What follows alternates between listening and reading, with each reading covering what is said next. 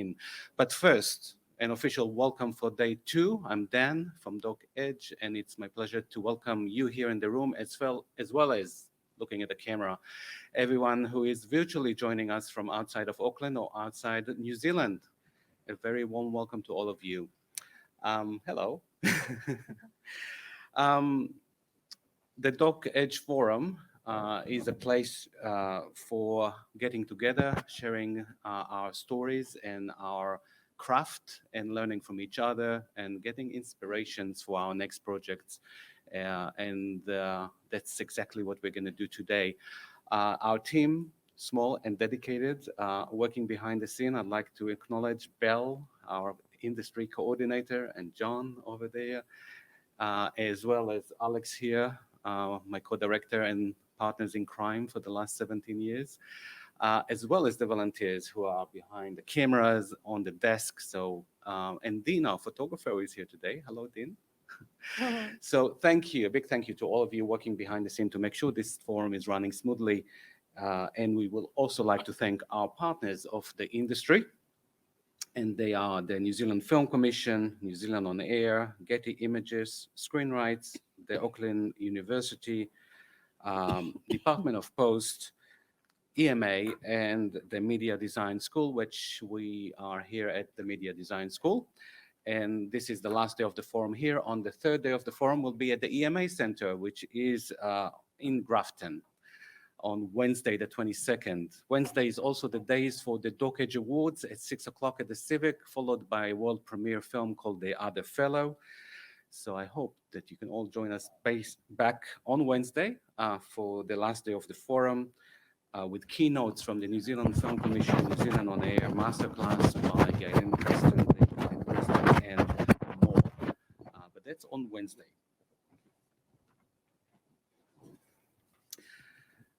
Now, this morning, we're going to kick off with a panel discussion, followed by morning tea and another session on the rise of social impact documentaries and their projects and their creators, and that's the team from DOTDOT. They are Kiwis based in New York. They will be here after that. And then we'll have lunch and exploration of the XR exhibition, which is around here. So you'll get more information for those who haven't been here yesterday, and you can explore some of the 24 projects that are part of the exhibition this year from New Zealand and around the world, groundbreaking projects. And then we'll keep you up to date as far as how the afternoon sessions will run with the changes that we have for the program. So thank you for bearing with us, and I'll pass it on to Alex to facilitate the first panel discussion for the day. Thank you again. So, morena, everyone. I wanted to, first of all, welcome everyone back again. I also wanted to welcome the people that are tuning in virtually. As Dan said, in the spirit of life unscripted, we kept getting messages the whole of yesterday evening. Not able to come tomorrow. I'm isolating. Someone else I met has actually got COVID, and it just keeps going on and on. It's like, you know, every possible, how would I put it, challenge has been thrown our ways in trying to be able to get this up and running. So I really do appreciate the fact that everyone's here today, and welcome everyone tuning in virtually.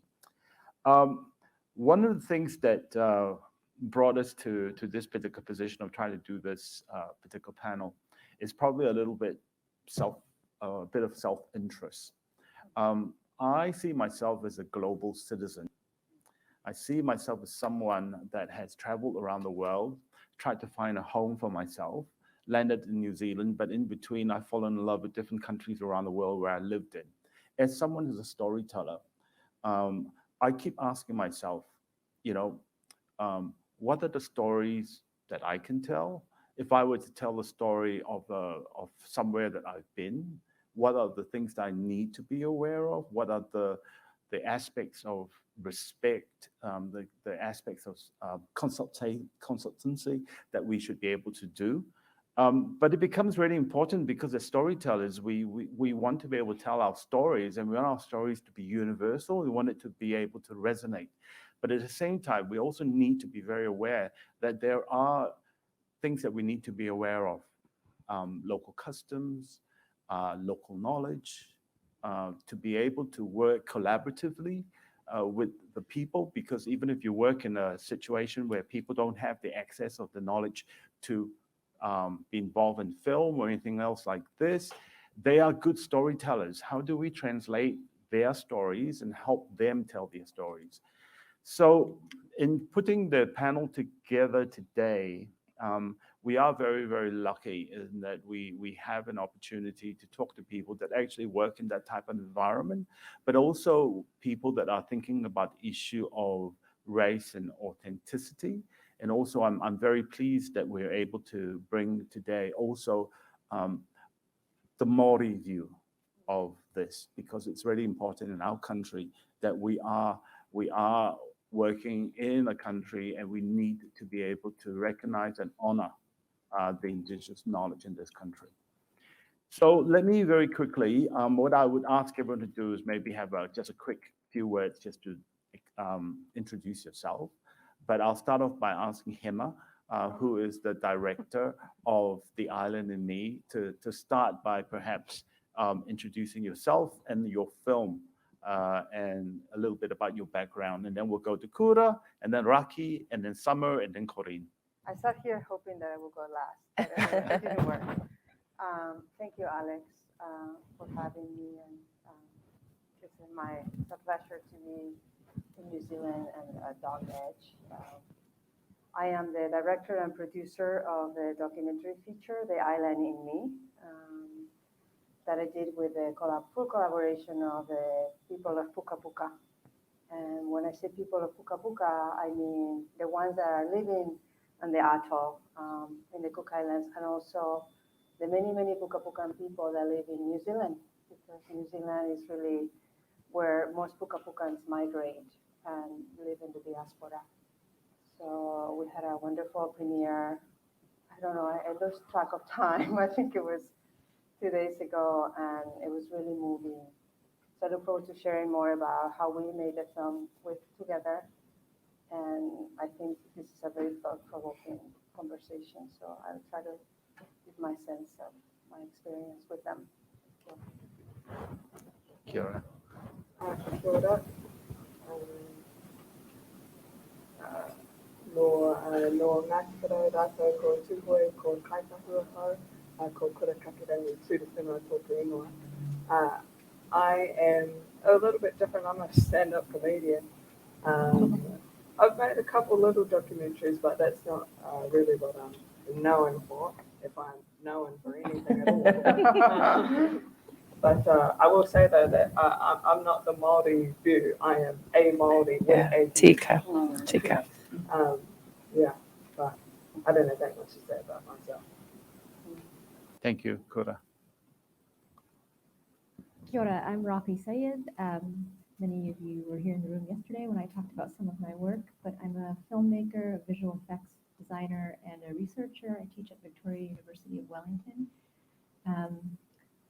One of the things that I'm really focused on is interrogating visual effects and looking at race and bias, how it's embedded in the code and the research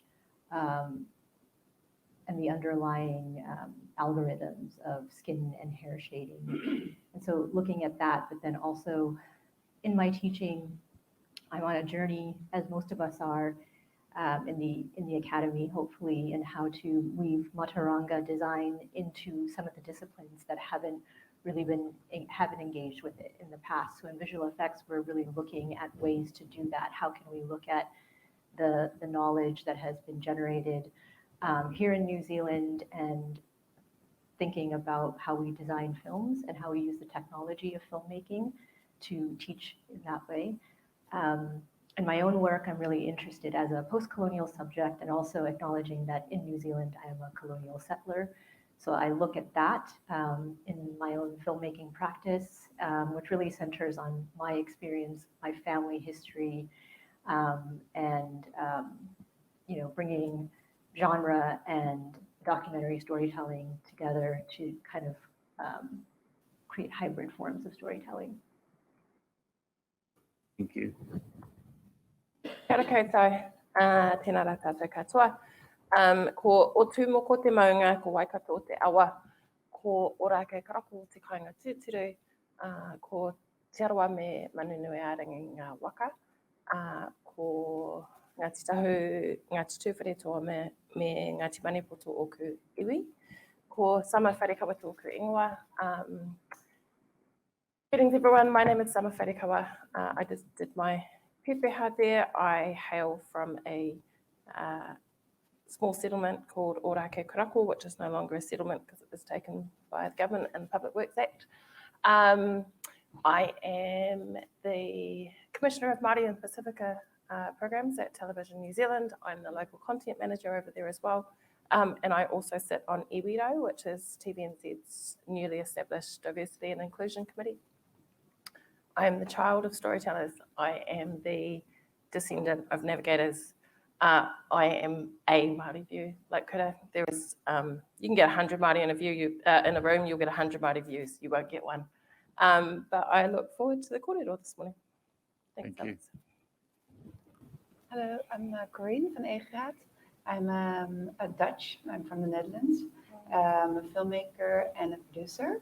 I'm here at the festival with a film called Myanmar Diaries that I produced, but that was made together with 10 young filmmakers from Myanmar about life after the coup.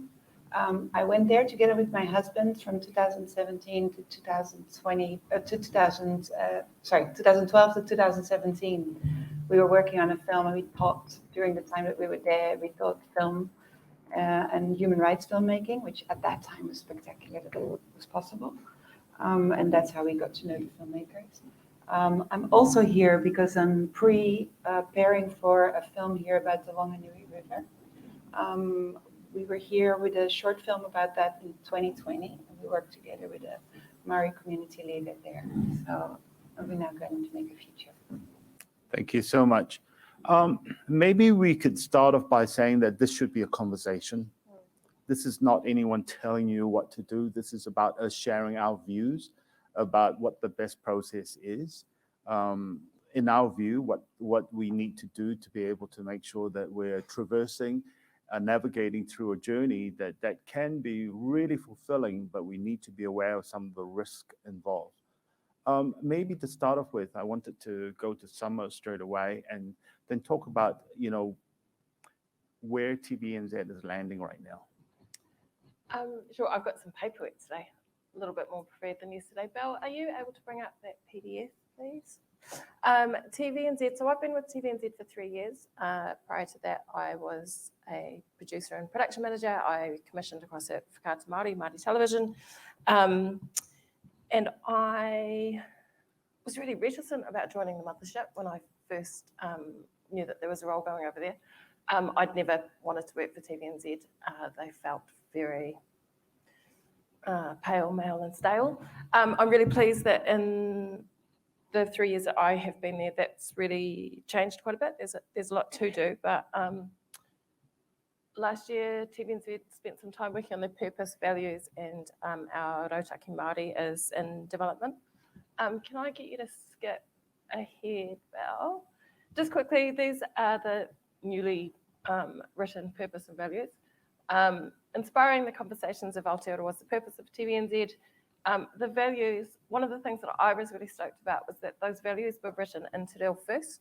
They're not English written and then translated. So Aotearoatanga, which is New Zealandness, mana reo, which is giving voice, and kia maia, which means to be brave. But if I can get you to flip one over, that's our Rautaki Māori, which is unleashing the potential, the pūmanawa of Aotearoa. And one more, please, Belle.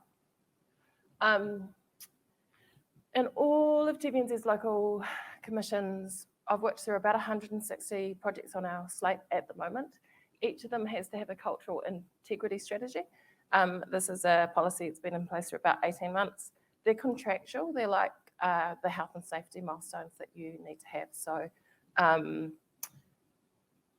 first, we expect a cultural integrity principles document at the start of a project, which is basically the pillars that underpin the production company. And then just like a health and safety manual. And then we expect a cultural strategy document, which is a bespoke plan for that actual production, just like a job safety analysis. And then we ask for a final report at the end. And so some of the things that we are looking for up here, you guys can see, cultural appropriateness, cultural authenticity, cultural safety, and capacity building. The basis of the strategy docs are they're kind of underpinned by Māori concepts. We're really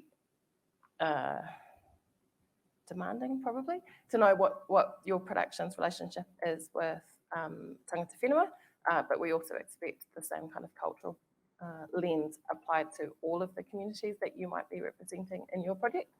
I did a quick count yesterday, and a conservative estimate is that there's at least 50 of those 160 shows on our slate would include some kind of diversity and inclusion content.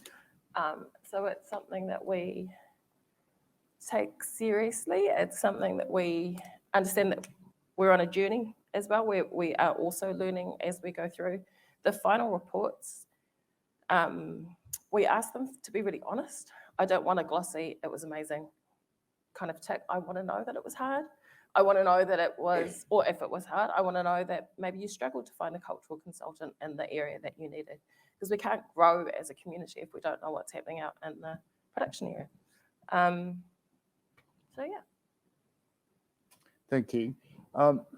So maybe if we move from where TVNZ is, and I think that a lot of our national funding agencies are all starting to examine that. Might go straight to Raqi. You know, when you look at storytelling at the moment, and I know that your research is about, you know, the lens, the subjects, you know, what represents us. You know, what do you think are some of the key things that we should be aware of when we're telling these sort of stories? Something that we're really interested in the Master of Design Technology program is like diverse character design. What we have seen a lot of in tech art is a lot of white men making tech art, and a lot of the characters are white men, particularly with the technology of digital humans. So that's a recruiting and teaching and onboarding problem that we have to address. Like, the thing about diversity is it has to happen all the way, right? It starts with engagement and recruitment, and then paths for success and climbing up the ladder, all of those things. So recruitment for us is really important. We know that if we look, we have a system, and this is what all the film schools around the world do, is like, you get a really good candidate who has a great portfolio. They're going to come in, they're going to be successful, they're going to make films, they'll go into the industry. That is very straightforward. But to go out and recruit and engage students that maybe don't have the opportunities to have those super stellar portfolios right out the gate requires a different kind of care, pastoral care, and also engagement with teaching. So that's something that we're really aware of at the recruitment level. But then in terms of the curriculum, we have identified that character design is super important in terms of like not going to what we have seen in the past with student work is there's this marketplace of digital humans. And even to me, that language is painful and somehow fraught and complicated, and we should be moving beyond that. You shouldn't go to the marketplace and buy a digital human. Instead, we should look to ourselves and design characters that are embodied and reflect our own experiences. And students can work together and co-create as well. That's another way in which like you can respectfully design characters. And so we have a methodology for doing that. Part of it is the concept ideation, the embodiment, like the performance is super important. What we've seen a lot of with tech art as the tools become more streamlined and easier to use is a kind of blackface where characters of color are taken and performed in a way that doesn't really tell an authentic story. And this is uncomfortable to talk about, but it is happening. And we need better ways to design characters to tell those stories. So we look very closely at that. And then we also look at the technology of skin and shading. We look at sort of like higher level things like costuming. And all this stuff is actually performative and storytelling aspect of character design. And then just follow that all the way through into the world building as well. So it's very granular on one level, but then it's also pretty high level in terms of the story world, the myth making, putting yourself in those stories in order to tell them authentically. Thank you. Kura, maybe I'll jump to you now. As someone who's an emerging practitioner, you've come out of university, you're starting to find your career. I mean, what are the things that are important for you as a practitioner coming from Indigenous background in terms of your ability to, number one, tell your stories, number two, to be able to work with people that may not necessarily be Indigenous, but want to work with you? What's important in terms of the relationship that you would like to see happen? I mean, first of all, I'd like to acknowledge what you're talking about, because I really resonate with that. You want people of color, you want brown characters that aren't just white people that look brown.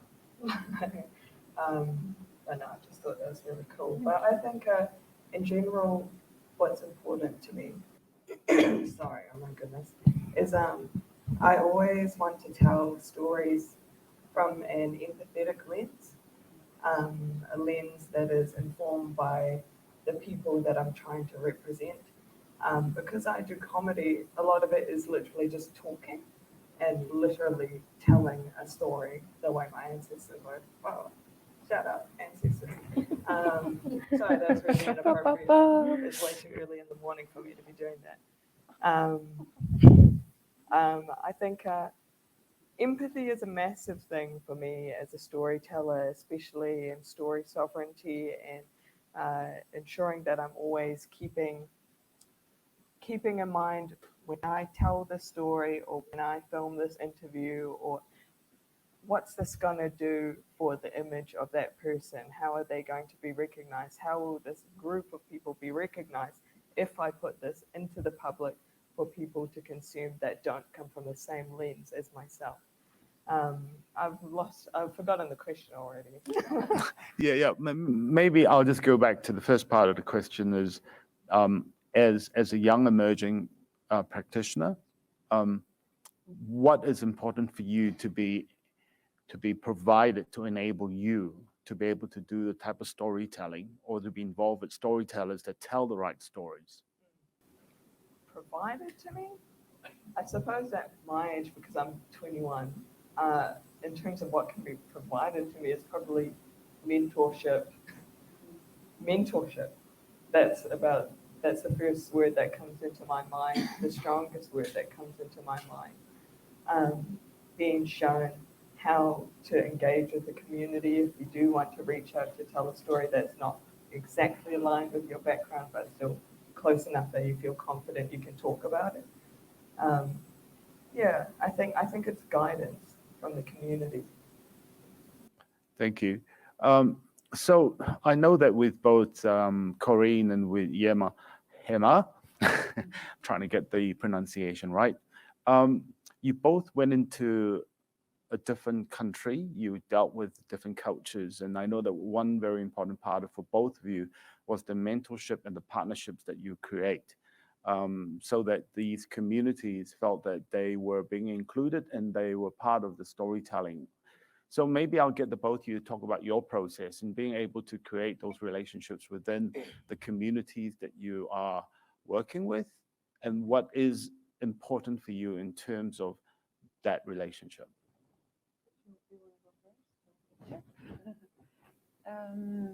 Well, I guess that I work really closely together with my husband, Peter Long. So he's a director and cinematographer, and I'm a filmmaker and producer. So we are basically doing everything together. And we have two angles from which we enter a country, which is mostly very serendipitous, how we end up there. It's always some kind of coincidence which makes us land in a place. We have a history of making human rights films.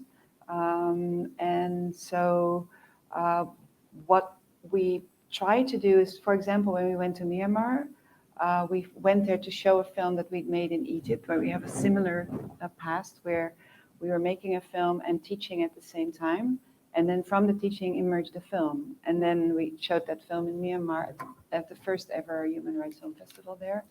And then the organizer of the festival said, wouldn't you like to come? We gave one masterclass, and it was so amazing to see how hungry the film students, the young filmmakers or the filmmakers to be who were there were, that and there is no regular film education, or certainly not about human rights, because that didn't really wasn't really possible before.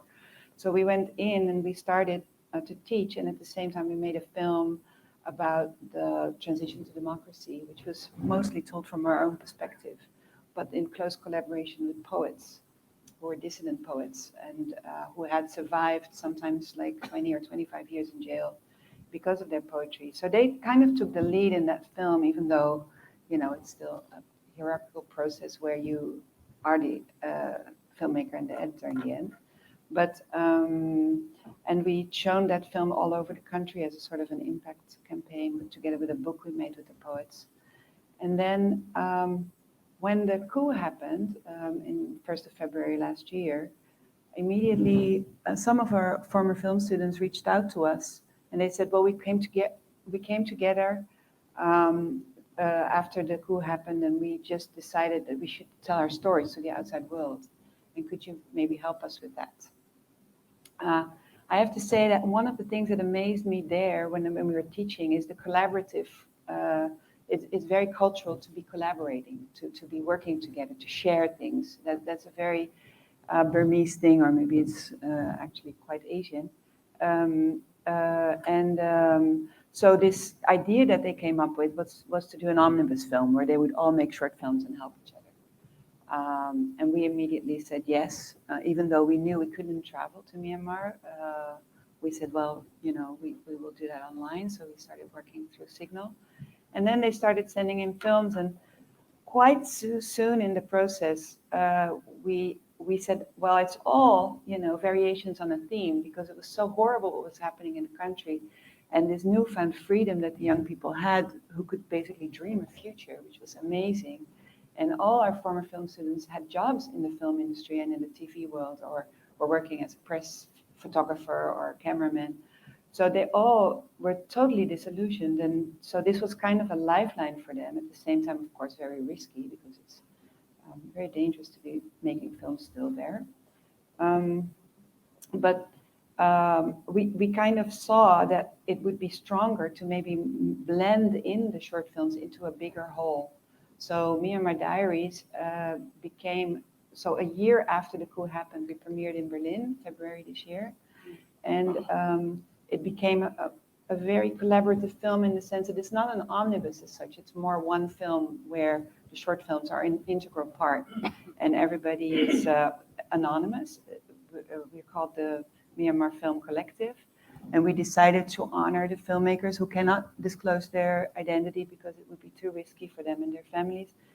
On our side, because there was a lot of, because I'm a producer from the Netherlands, so we worked with a Dutch creative team, but all the people in the team decided to also be anonymous. So there's no credits in the film.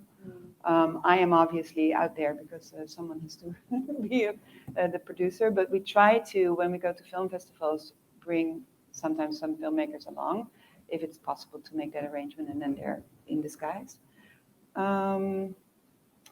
Yeah, so that's probably it. I hope that's a little bit of an answer to your question. Yeah, and maybe we'll just go to him, Gemma, and then we'll come back. Yeah. So thank you again for having me here. I forgot to say in my introduction that I'm born and raised in Spain. So, and I never thought I would be making films like the ones I'm making now. For me, documentary film is a way to really understand the world, understand the realities that I enter. It's very much a process of immersion, and then something really emerges. So I really never know what's going to emerge. I ended up doing this film about The Island in Me. It's a film about two women that grew up in the atoll of Puka Puka. It was their childhood home.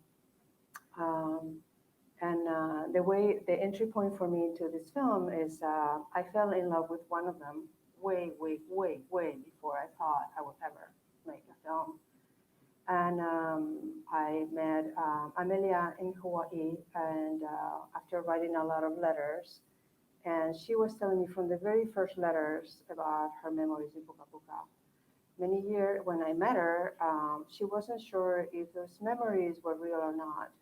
She was born in Hawaii, and then her father is an anthropologist, Robert Borowski, and was taken to Puka Puka at the age of 1.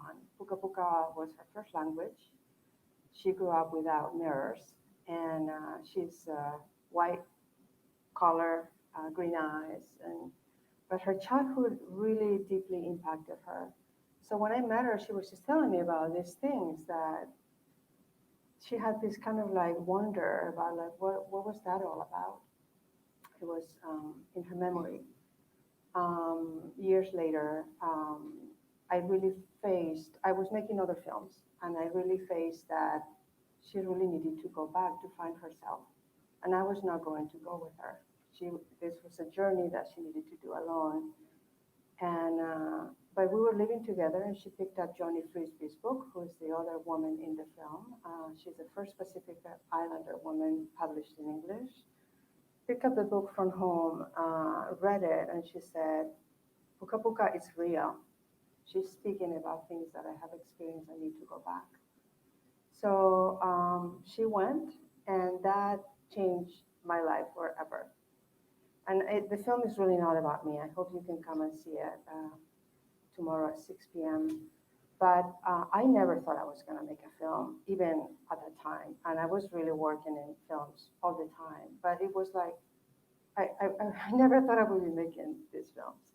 So, but so my life really, and I don't want to sound over dramatic, but it's very true. Like my life really ended as I knew it. The dreams that I have, all that. So then we stayed in touch, and I saw, what was happening with her in Puka Puka, and from afar. And when she came back from the first trip, she told me that Johnny Frisbee was alive, and she was living in Hawaii. And I met Johnny Frisbee in 2012.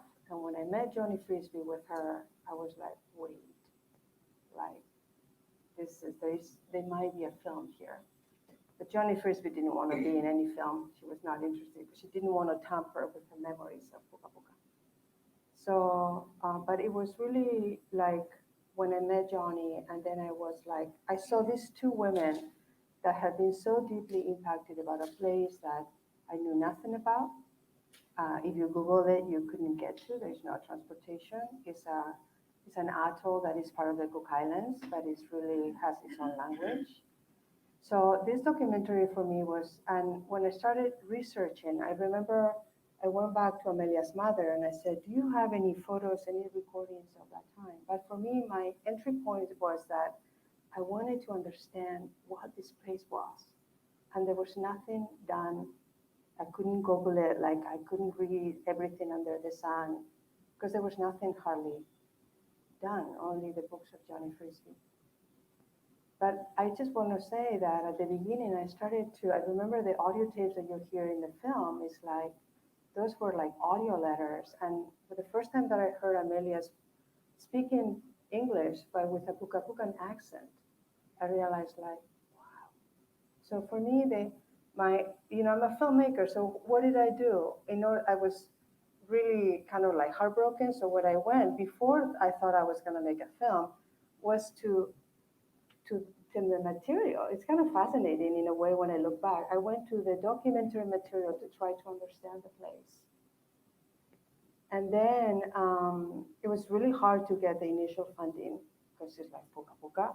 So the funders were like a place in an atoll it's like, I remember I went to New York to meet with some people, I shouldn't say who, and they were like, I have no idea how you're going to raise money for this. So fast forward a few years, we did end up getting funding from Pacific Islanders in Communications after doing a really powerful Kickstarter campaign in which we got support from 21 different countries.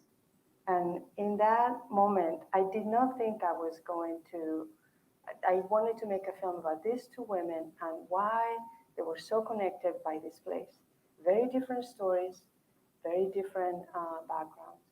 And I was never, ever going to be in the film. It was about that. But I worked on this film for 10 years. We were editing for almost 3 years. And something was not working in the film. And my editors came to me and they said, like, I think you've got to be in it. You've got to really say, like, why, you know. In the process of making The Island in Me, I got funding from the UN to go and film. I filmed in Wharekawa in 2015. I took a crew, the 2 characters. I was able to capture Johnny's life. And then Amelia's life was still unfolding. So I knew I needed to go back. So we went to the Cook Islands. Amelia was living in the Cook Islands. We applied for a grant with the United Nations, a small grants program in the Cook Islands, Red Cross. It's a very long name, sorry. And we got some funding for me to go back and film, but also to do storytelling workshops with the community. What they asked me to do is like, you go use the money for this and then do something about climate change. So that second trip, we did that. I went back with Amelia. I lived there for almost 6 months between Rarotonga and the Cook Islands. We worked with the community. Most of the funding was really left there also. And I got injured. I got injured and I couldn't walk for like most of the time that I was there. But I mentioned this because before that, I was just doing this film about these 2 women and this atoll that was unknown to me. And then the first time that I went for 5 weeks, I was like, wait a minute, there's no way I can make a film in 5 weeks. This place is way too rich for me to understand. So then, not understand, to capture. I couldn't. So then in 2017, I was there and I got injured and I was completely taken by the people of Puka Puka. I mean, they put a tanga, a healer, a massage person, the same person will come and massage me so I could go and film a scene. I mean, it was just like, I was like, wow. So it was really, for me, this film has been a process of, it's beyond film in a way. It's kind of, it's been a way of really going very deep into a culture that seems foreign, but also that really embraced me and that I found a lot of connections that are really go beyond, the differences that we might have. It was a very profound experience. Thank you, I Emma. can go on forever, so hopefully. Yeah. Summer, when someone comes to TVNZ with a proposal, what are the things they need to think about when you think about diversity, inclusion? You know, what are the things that they should have actually thought about in terms of what they're going to present to you? Because obviously, you need to interrogate the process. You need to think about whether or not it's going to be authentic, whether it's going to be a piece of story that needs to be told and through that particular person. Yeah, I think that's a really good point. And none of the pictures look the same, right? People are at different stages in their pictures. But I think the question of is it their story to tell? Probably the first one that we need to unpack. We, particularly in the Māori space, are moving away from consultants where possible. We want decision making. So rather than having a Te Reo Māori consultant, if it's a project, that's fine if it's not a Māori kaupapa, but you just want some help with pronunciation. But if your project has Māori people, Māori places, Māori concepts at its heart, then I want to know that there's someone with decision making powers within that advertising. It's kind of not a one shot fits all. We assess each one of them as they come in. Sometimes it's a matchmaking kind of thing, where we think of producers and directors that this producer could work with. Sometimes it's a no, because we don't feel that is appropriate for us. we also, I mean, I started to think in terms of communities rather than just kind of across race or gender. We had a project last year. It's a queer project that, had it not had two queer creatives at its heart, even though it's really interesting kaupapa, we just couldn't have gone ahead with it. There's just no way. And the cultural, well, the community kind of safety plan that production has put in place is really significant, but I think only could have come out of knowing the pain, potential pain for their audiences, for their talent. So yeah, it's not a one-stop shop, but there's lots of different questions. So TVNZ or at least yourselves would work in a position where someone comes to a proposal and you think that they aren't, maybe they need to find a community or they need to find partners that if you have the right person in mind, that you could perhaps suggest that they talk to these different people to build the communities. That's very nurturing, and I think that's really important. I think we're in a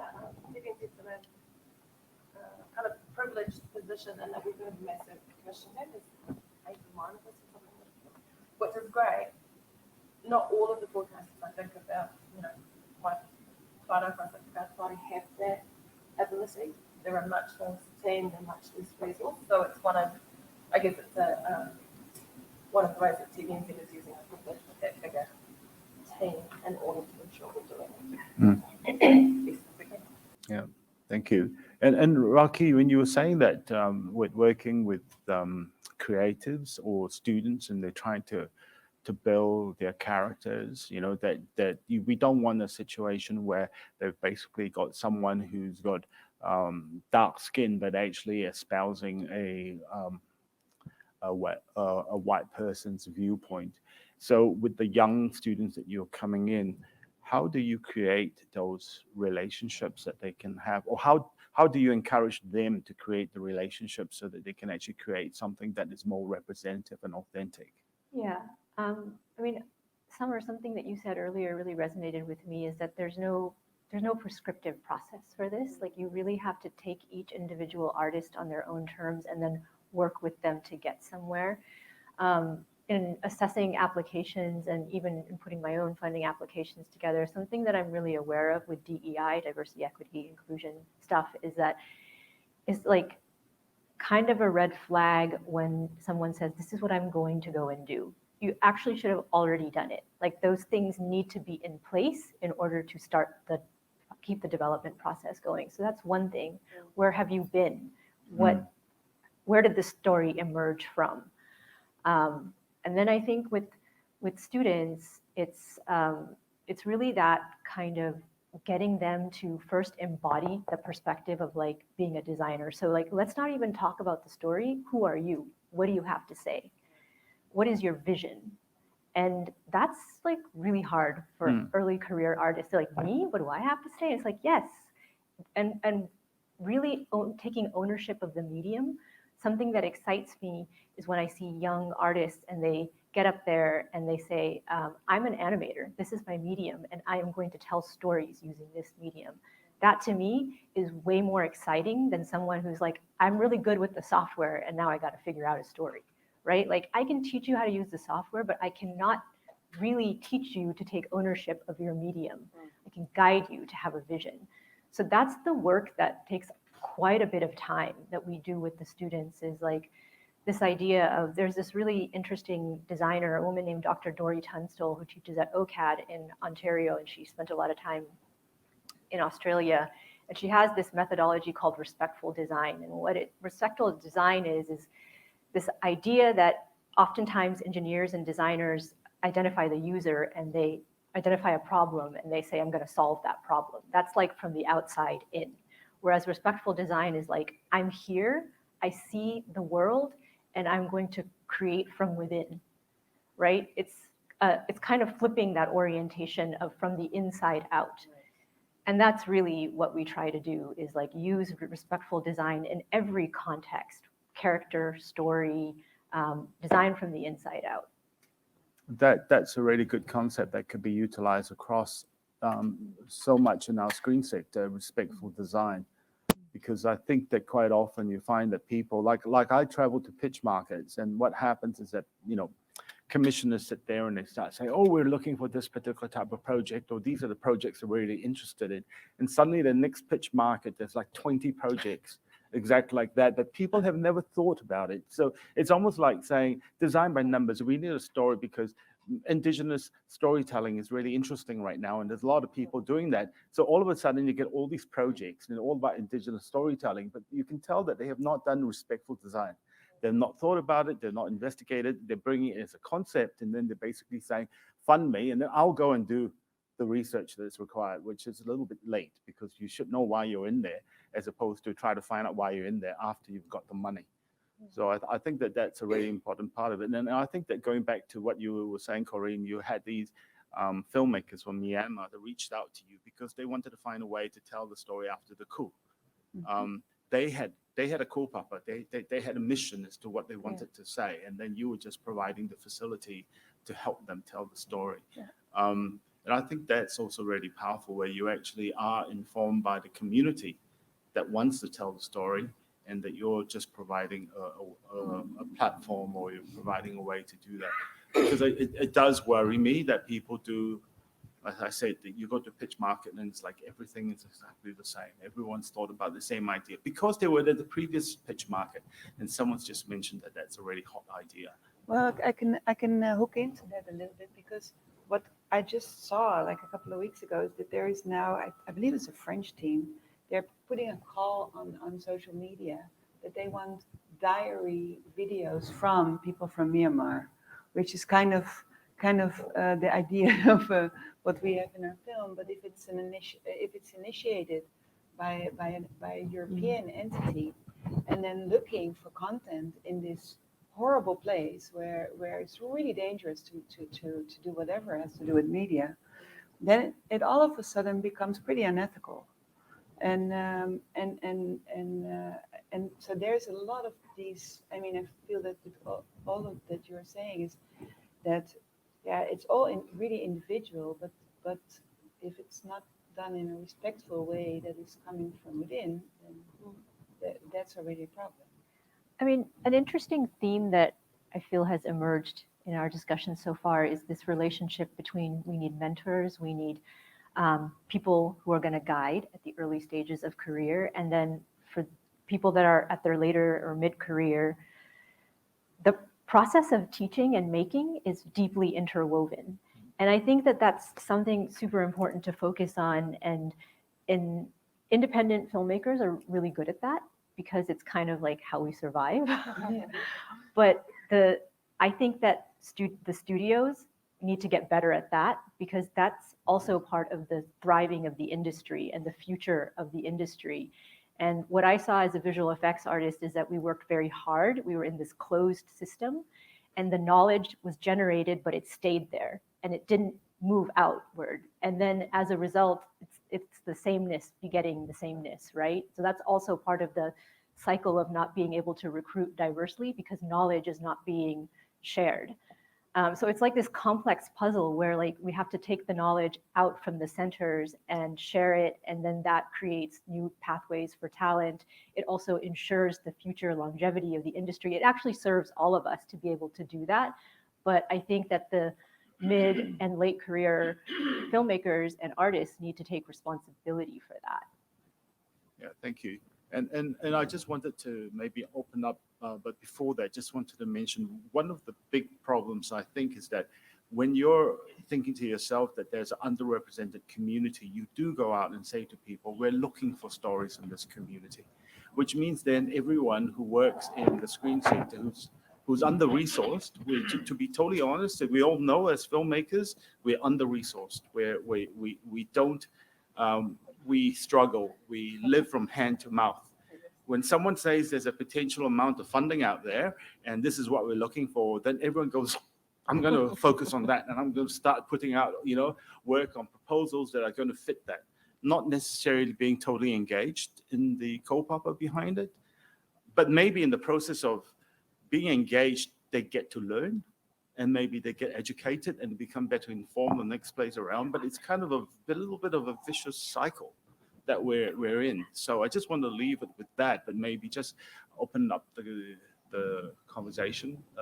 People on the floor have any questions that you might want to raise with the panel, or comments that you might like to make? There's a lot to be said in this area. Could I Yeah. say something while people think of questions? In terms of this theme of who's learning from who, right? For me, there is no way I would have gone to Puka Puka without the two women that were from there. Our process was once we needed to do this Kickstarter, we did it backwards. We actually went to Puka Puka first. I mean, both of them have a deep connection to this place. So I remember we wrote letters together, me, Amelia, and Johnny, like to the Prime Minister, to like, we actually, we went to the source first to make sure that we could go there. And then in 2015, I took this as a very small crew, very talented cinematographer, Oscar nominated, blah, blah, blah. And then in 2017, I went by myself, and when I got injured, one of the most amazing things is that I couldn't really film for a while. So, but I knew an art teacher that was in the school, the only art teacher that I knew that he had a drone, and he was an amazing fisherman, and he had a GoPro. So, and I knew that he had been documenting the island for a while, just out of his passion for filmmaking. So he came with the drives, and we started watching his footage. And when you see the film, all the underwater cinematography, all the drone work is by him, you know. And there's no way that I could have shot that underwater fishing material, because I don't know how to fish. I mean, I don't know how to be in the water, you know. Not even Vicente Franco, who is an incredible cinematographer, would have been able to do that. And so for me, it's like, as a filmmaker, I feel like we need to be open to, we're always learning, right? And especially with this experience in Puka Puka, it's like everybody was a producer there for me. Like we were, I don't know, they just planned all kinds of activities that they wanted me to capture. Like they wanted to show their ancestral traditions, their sports days, and they will come to me and said, like, we have prepared 3 days of a sport, so you can film absolutely anything. It was incredible. Such a beautiful process of learning from them, and even to this day. You know? So I wanted to say that. Thank you. Had a comment. If you're all still thinking questions, I might actually ask us to play. Oh, Kura, sorry. Some words. No, that was beautiful. Thank you for that. I just had a note on the transmission of knowledge, and when you're at a stage where you have all this knowledge but it's not being passed anywhere. And it just made me think that listening as well to TVNZ, incorporating an actual cultural inclusivity strategy with Māori values in mind.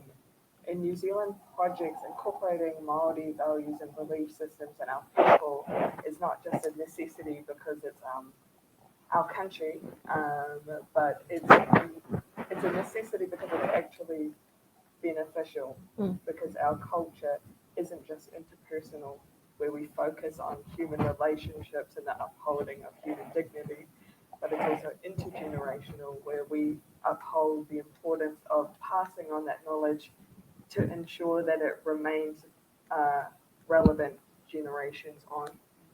We don't really think just within our generation, just within our lifetime.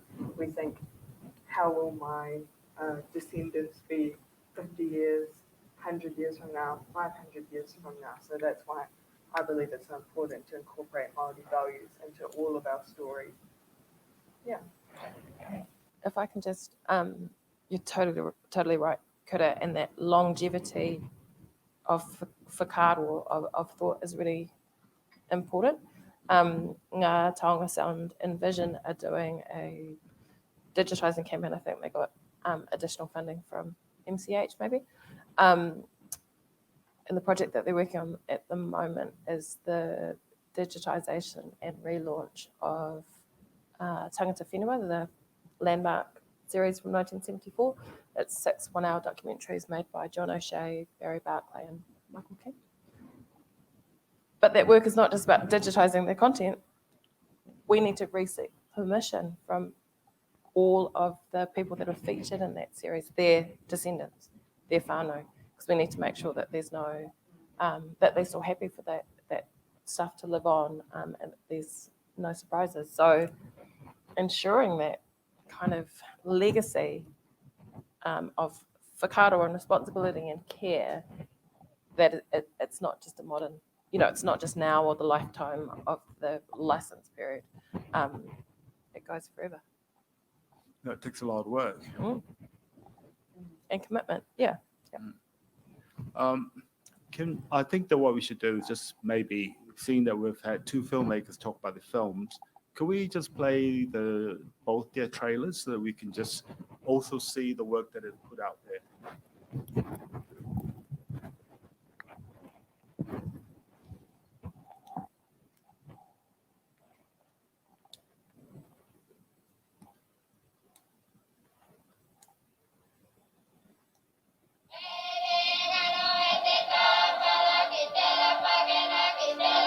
It's a strange thing, memory.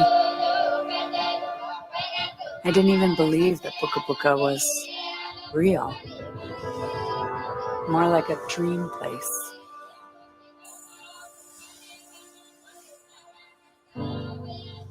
Many of my dreams are of Puka Puka, I guess because just the memories are there all the time. I could never imagine that this remote atoll in the Pacific would change my life.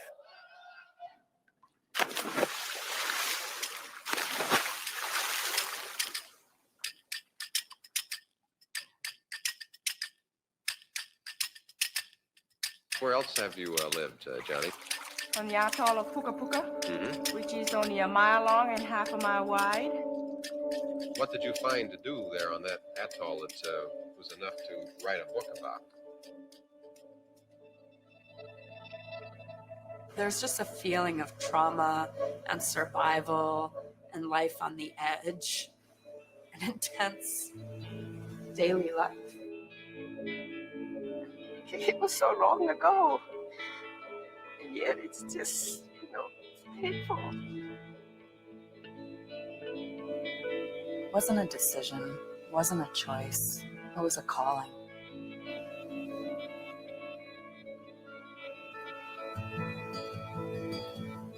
Time is circular here.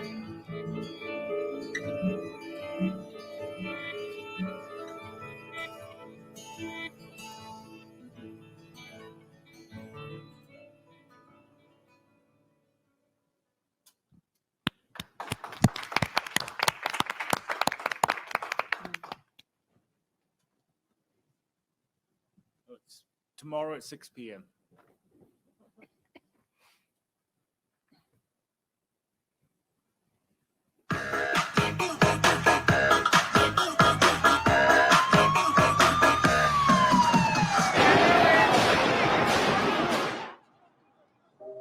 Oh my God! The fuck?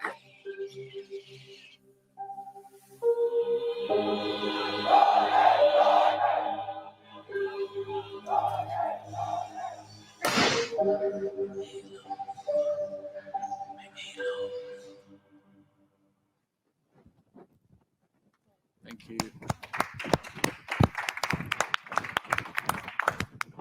Myanmar Diaries is on this evening, and we have also Emma's film that's on again tomorrow. And it's going to be online as well, so take the opportunity to tell people about it. Are there any questions at the moment for the panel? Yes. We're making a film at the moment that turned out to be more of a Māori story than I expected when I started. And I think that probably is a sort of an occupational hazard of making a socially engaged film in New Zealand. It should be a Māori story in part, and it should involve other cultures too. But trying to work out kind of how to deal with that's been really challenging. I've always hated the idea of cultural advisors because it strikes me as quite racist. It seems tokenistic, you know, the idea that somebody kind of can be plugged in and can kind of, you know, give it a tick and then it's fine. At the end, it just feels wrong. So we've brought in you know, we have a Māori producer, and we have finally, after a huge search, found a Māori editor as well, which I think is awesome, but it's really difficult. You know, they're very hard. There are very few documentary editors who are Māori that we've been able to track down. I guess I was an observation that's come to me from doing that is that I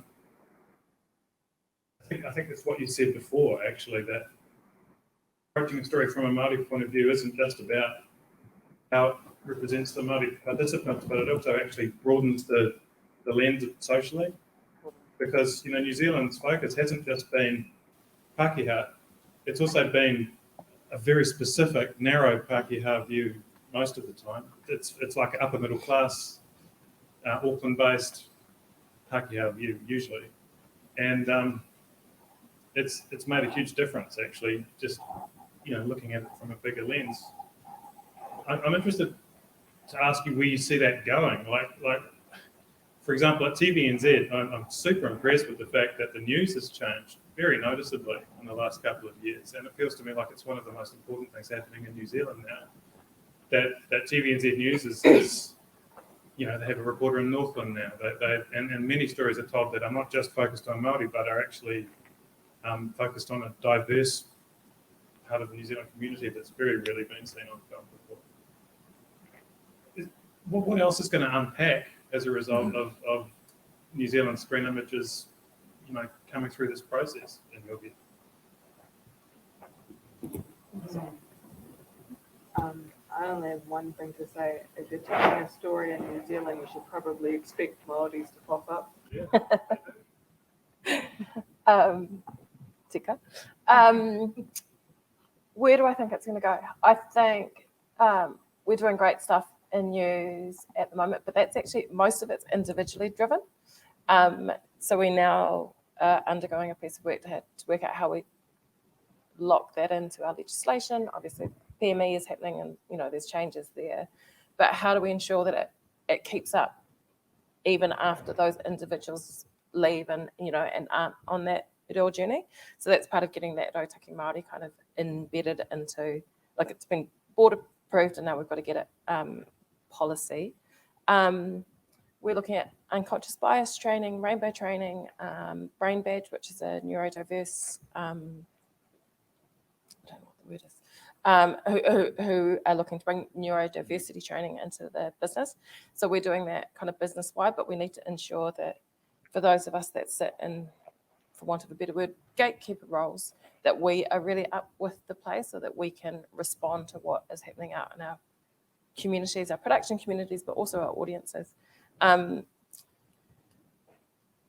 Yeah, does that answer? There's a real want to do it. We need to make sure that that becomes baked into what TVNZ becomes, even if the people in different roles leave. I just want to add to that, yeah, this idea of diversity, equity, inclusion, it's not a soft skill, it's technical, it's not a nice to have. And, you know, we can't keep relying on the goodwill of people who are diverse to do this work. We need to enact legislation. And, you know, one of my wish list items is that we have a lot of big budget films that get shot in New Zealand. And I think as part of the tax incentive scheme, DEI should be part of that tax incentive scheme, right? You want to come here, you want tax incentives. DEI has to be instituted at every level of production, above and below the line. And I feel like, you know, these are films that armies of people work on, and it's a way to make massive change. But it needs to be done legislatively. And yeah, I just can't even say enough how important that is. Can I just ask a technical craft question then arising from what you said? You know, given that there's this broad diversity that we're trying to, you know, accurately deal with and deal with appropriately, it's going to get quite impractical to have people from all of those communities present in every production, right? So, like, how do you? What does it mean for the practice of filmmaking fundamentally? Do you think? Like, how's it actually going to work? Power sharing. In what way though? Like nuts and bolts. I think you do really need to consider from the outset who are the communities that you might be representing and finding those networks and reaching out to them. I mean, creative process making programs, making films is an element of trust, right? You've got to know, like when a proposal comes into me, I don't need to know specifically that you have all of the answers. I need to know you can find them. You know what I mean? So it's building up that relationship where if you send me a rough cut and I go, not sure about this, do you think is this part ringing true? Is the representation of this culture, that person, is that working, that you can address that? So, you talked before about having decision makers from communities. How about the structure of having like a genuine power relationship with those communities that doesn't involve individual decision makers so much, but is based on the kind of like a collective approach to the authority in the production? Do you feel like that's practical and is I don't know. I don't. It kind of depends. It depends on what the kaupapa is and what research you've done, what your networks are, it's too hard to say. I mean, yes, perhaps it's going to get unwieldy. Then you need to work out, is it your story to tell? Maya, you wanted to say something? I wanted to speak a little bit or ask a little bit about the editing side of representation in multicultural storytelling, because I as an editor myself, I work in the United States and in the United Kingdom, and as a woman, I work in buildings full of white male editors, no offense, but there's nothing but white male editors in my world. And we talk a lot about gaze and the gaze in the camera, and the gaze in the editing room seems to me so important. It's so important, and it's so not there. Often, the only person who'll see all the footage can be the editor, and I work on so many projects where you backtrack through what someone else has done, and you can't believe what got left behind and why. And I can speak for the representation of women, but that's just obviously just the beginning of it. And a lot of it comes down to it's a very hostile environment to women. It always has been, and to everyone else, unless you're one of those guys. And it's almost like baked into the software of the editing software. I find I spend a lot of time going around espousing consumer software, because it's you don't have to. I'm lucky that I'm a second generation filmmaker. My dad shot thing out of Whenua, which is weird. But I came up as an apprentice in the industry. It took me, I started in the 90s in Silicon Valley working on the software as it was written. But it's so not necessary to have that background. That's such an illusion that's created by a lot of editors, older editors in the guilds and stuff, who want it to seem like editing's really hard and you need to have spent 10 years learning this really hard software, which is completely unnecessary. It is baked into the software. It is baked into the software. It's not even it's almost as if it is, and the engineers, the research, the technology, and then of course the people that use it. It's a self-fulfilling prophecy, right? It's designed by and for a select group of people. Yeah, and they keep it that way. And I refuse to shill for Adobe, even though they ask me. I've told them no, I won't shill for your product because I think it's wrong. People, I use Final Cut because it's a consumer product. People refuse to use it on productions because it's not proper. And I would really reach out to, it's hard to find Māori editors in New Zealand. I hope that people can see that it's institutional in a way that the way to access the industry needs to change. We need to adapt. People are so good on social media and TikTok, and sorry, this is a bit of a speech, but on editing platforms that aren't professional, and we're only a second away from just completely being able to edit without even thinking about it. you know, and I hope we get there quicker so that more people can come into the editing room, so that the eyes on the footage are the eyes that haven't been there before. You know, that's my comment. I think, you know, it's in our cultural strategies that capacity building is a really big piece, particularly for, I mean, Kathleen, you'd know with making productions and bringing people, you know, like I think of Dan, right? You know, who was an amazing, he is an amazing camera operator. When he first started working with Kathleen, he was, you know, not long kind of in the industry and tracking those careers and finding those opportunities and bringing them through. Yeah, I am interested in like who has the fine. It's not the final control, but it is the who's in the driving seat of the story, and that's, I would say, I mean, as a producer director, I would say I want the director to be. So in the edit suite, the director should be that person that has seen all the footage and does know all that. But I think it is really hard when you are dealing with lots of different communities. Like, yes, you want to engage early at the beginning. That's when you engage. But as the director, it is your vision and you're in the driver's seat. So you actually, I think it's, my dad used to say to me, listen to everybody and just do whatever you want. But it is, I mean, you authentically do listen to everybody and you do take that on board. But as you both say, you're only one Māori person telling one Māori story.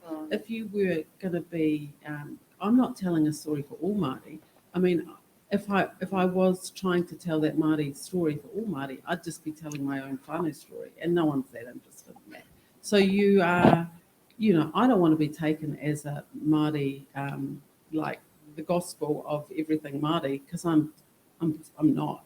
But I think and it is hard when you go into, I mean, I've got friends that make docos all around the world, and they go into communities that are not their own.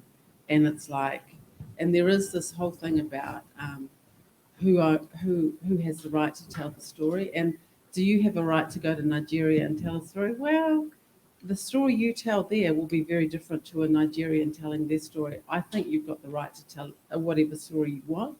It'll be a different story. Whoever tells that story will be different. But it is tricky to know. There is a real uncomfortableness about do you have the right to go into that community? But we're documentary makers. We go into all sorts of cool places and we meet cool people. The thing is that you do engage early and you do listen to everybody. And then you kind of do what the fuck you want, because you do have to, that trust. you're the storyteller. Yeah. You have to, at the end of the day, it's you that is the person that, and if you've done it right, people will go, oh, that was a bit uncomfortable, but it's true. Exactly. It's true. What you said was true. Or they might hit you up about it. They might. You know, like, but at least you can say, I engaged. You know, I thought about it. I made this decision. Yeah. And you know, it's having that. Yeah. It's hard. But it is. I know him, but you want Gotta to say go there. something. Kura? You're speaking before as well about editing specifically, and it's so interesting listening to this because I've worked I am working as an assistant editor on the Hui, which is Māori current affairs programming.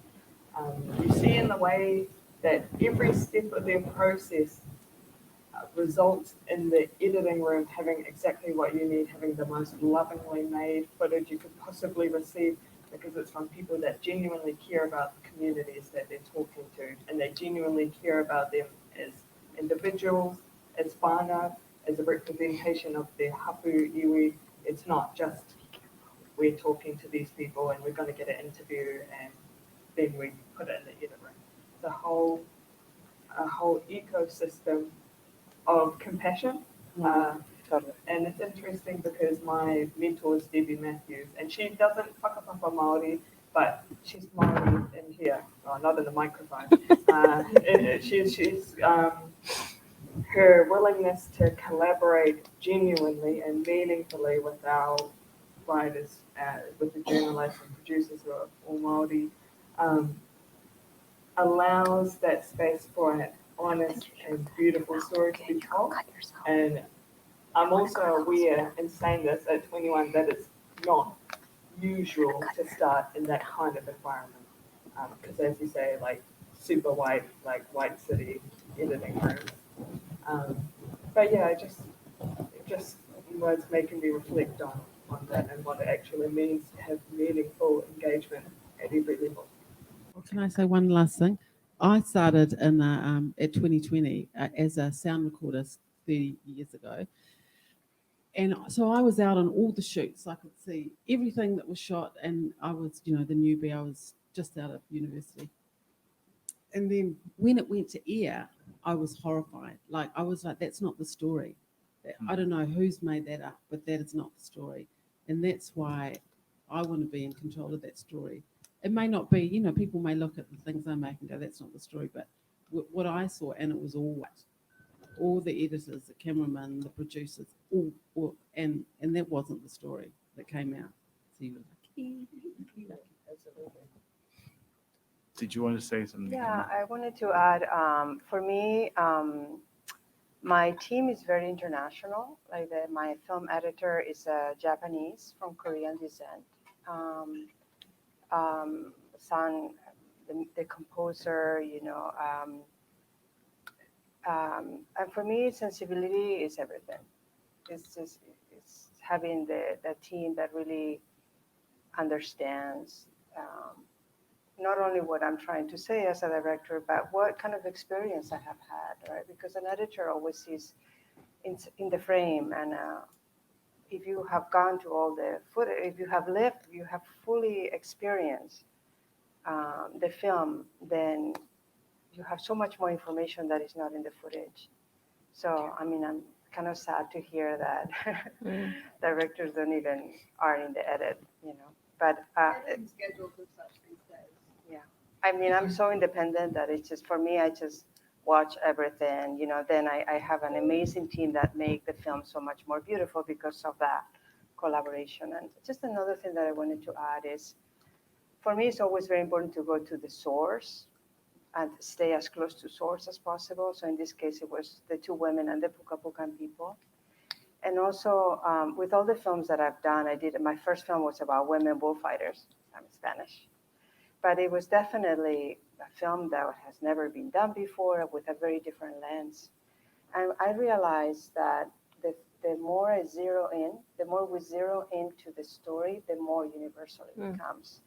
We went with the island in Mitu Tahiti, and everybody was saying that we were speaking about them. And to me, there's just nothing greater than that, So, yeah, it's just, that's the beauty of the language of cinema, right? Like, we have these tools through music, through sound, through image, through storytelling, and it's just a shame if you don't take advantage of that sensibility. Sensibility for me is everything. Finding the right people that have that kind of touch. So. What can we do with regards to, because another point that you made, Summer, in terms of looking at what TVNZ is looking at, it's about decision making. I think that Raqi talked about that, the decision makers as well. How can we make sure that projects are looked at or worked by the right decision makers? I mean, what can we do? I mean, it's really hard because organizations are a beast of their own, but how should, I'm asking a really difficult question. It's a very difficult question because we're talking about changing structures and entrenching, new pathways. But we do need to look at existing structures, and if it's not working, we need to disestablish it in some form. I just wanted to know what your thoughts are. Yeah, I don't know. Sparta, is it engaging with the advocacy groups to ensure that they are having the conversations with the various decision makers to ensure that there is that representation? Yeah, I don't really know. I think TVNZ at the moment, I feel really privileged because where I am in the content department, TVNZ, so across content and news, there are 3 Māori wahine who are heads of department, general managers, which I think is just incredible. But if those 3 people leave, Mm. I don't know what the direction of Yes. those decisions will be. So it's and were they to leave and were they not to be replaced by people with a diverse lens, for want of a better word, then the industry needs to call them out about it. And yeah, and maybe that's through guilds and Sparta who have those kind of advocacy pathways in to speak to the networks or the agencies. Yes. I think NZ On Air needs to be doing a better job in that space, if I'm honest. I was really excited to see that their new head of music was a Pacifica woman. I was already bored when the press release came out. I was like, it's just going to be another white male. And then I clicked, and it was actually a really good friend of mine who's a Samoan woman. But yeah, we need to ensure that those, the decisions about who gets to make the decisions. As well. Yeah. Yep. Did you want to say something, Raqi? Yeah, I was just going to say that there is, it's a very thorny problem, and we have to do all the things. It's like climate change. We have to do everything, big and small, in order to make the real change happen. And film is also a 19th century construct. We know how to make films for a really long time, and we solve all kinds of difficult problems. And we say, oh, film is very technical. We adapt new technologies very quickly. We ingest lots of data. Okay, well, we have the capability to project manage really complex things. So like getting the right people onto a set shouldn't be that complicated. It's another thing that we have to do. So yeah, those are my 2 things. Like film has been around for a long time. We know how to solve complicated problems, and we have to do all the things. I'm obviously from kind of a privileged country in the sense that we have a lot of public funding for film. Netherlands is in that sense quite well one of the countries where you're lucky as a filmmaker. But we do have a whole institutionalized system around this. So when I apply for funding at our National Film Fund, then I do need to tick all the boxes. So there's a cultural test where you have to put in how you're reaching out to a diverse audience, how your crew is diverse, how your subject is urgent and diverse. So I think it's really a matter of also policy making and institutionalizing these rules. And not that in the Netherlands it always happens correctly, but it's something that is not so difficult to get used to, because it's just the way it is then. And then you don't have to come up with the personal or the gooder idea. It's just, this is the way it is, and for good reason. Mm-hmm. So I'm really happy that that's there. So I'm the commissioner for Māori and Pacific programs. I'm not Pacifica.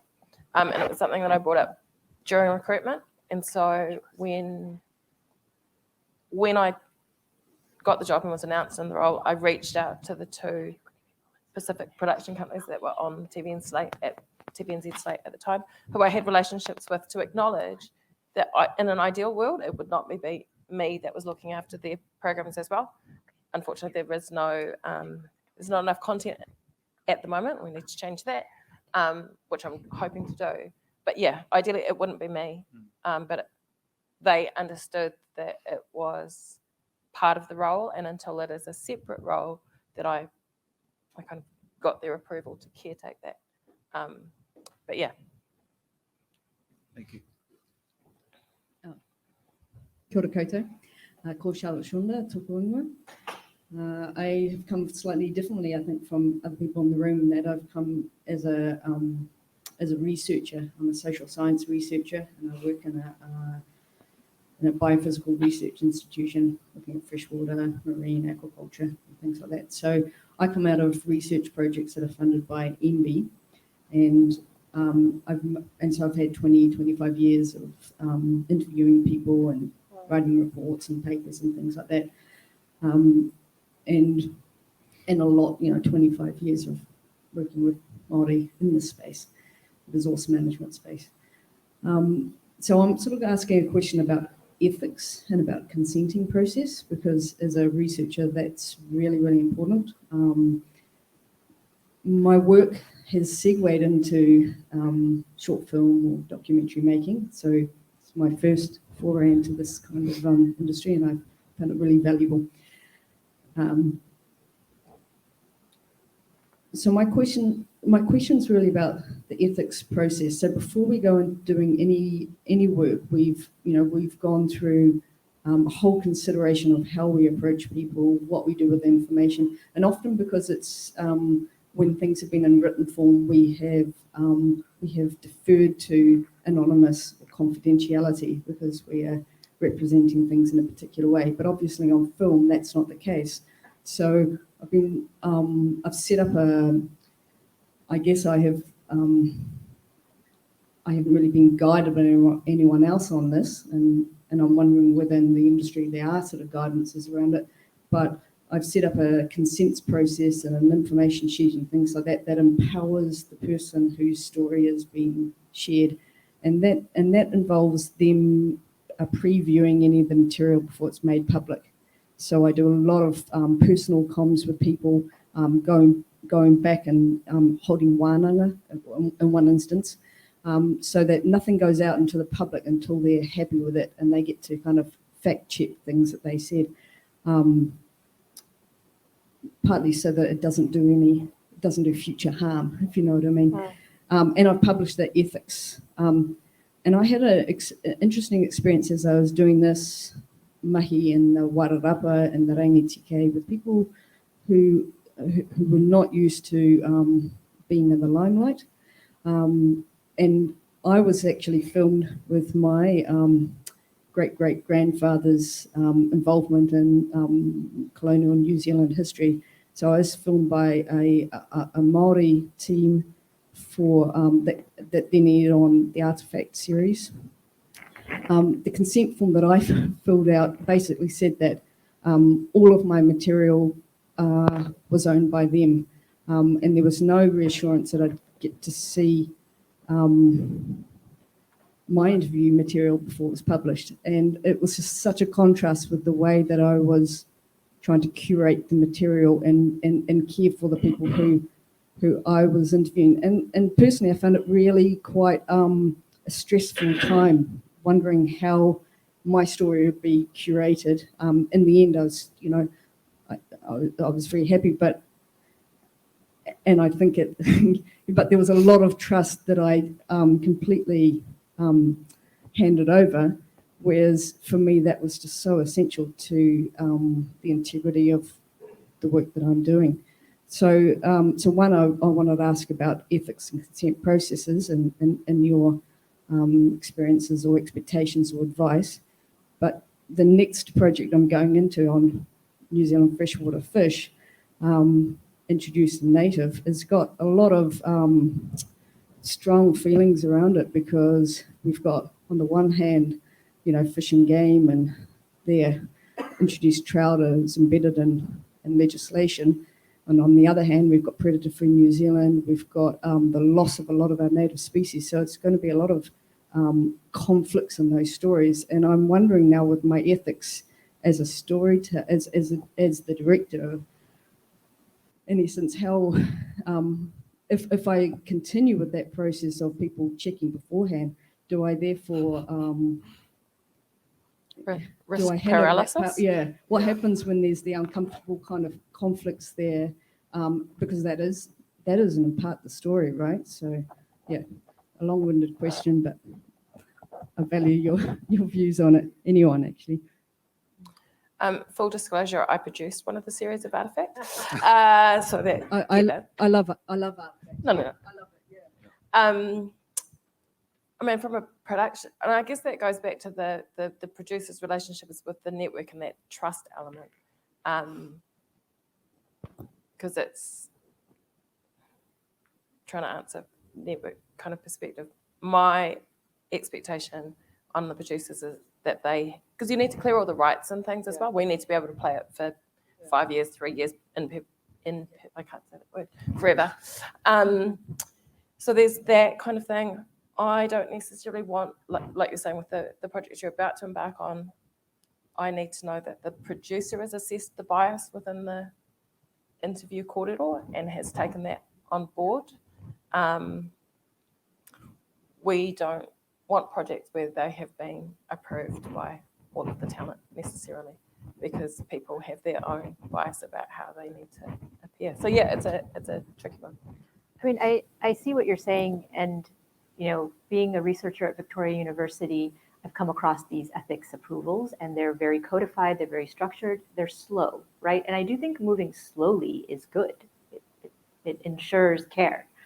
But as a filmmaker and a practitioner at the School of Design, I don't think those ethics approvals are designed for people making art the way that I am. So there's something about that system that hasn't been designed. It's not fit for purpose for everyone. And I think there's an opportunity to do something that is fit for purpose, but a lot of it has to do with the speed at which people are moving. And ethics approval takes time frames that aren't always able to be mapped onto filmmaking.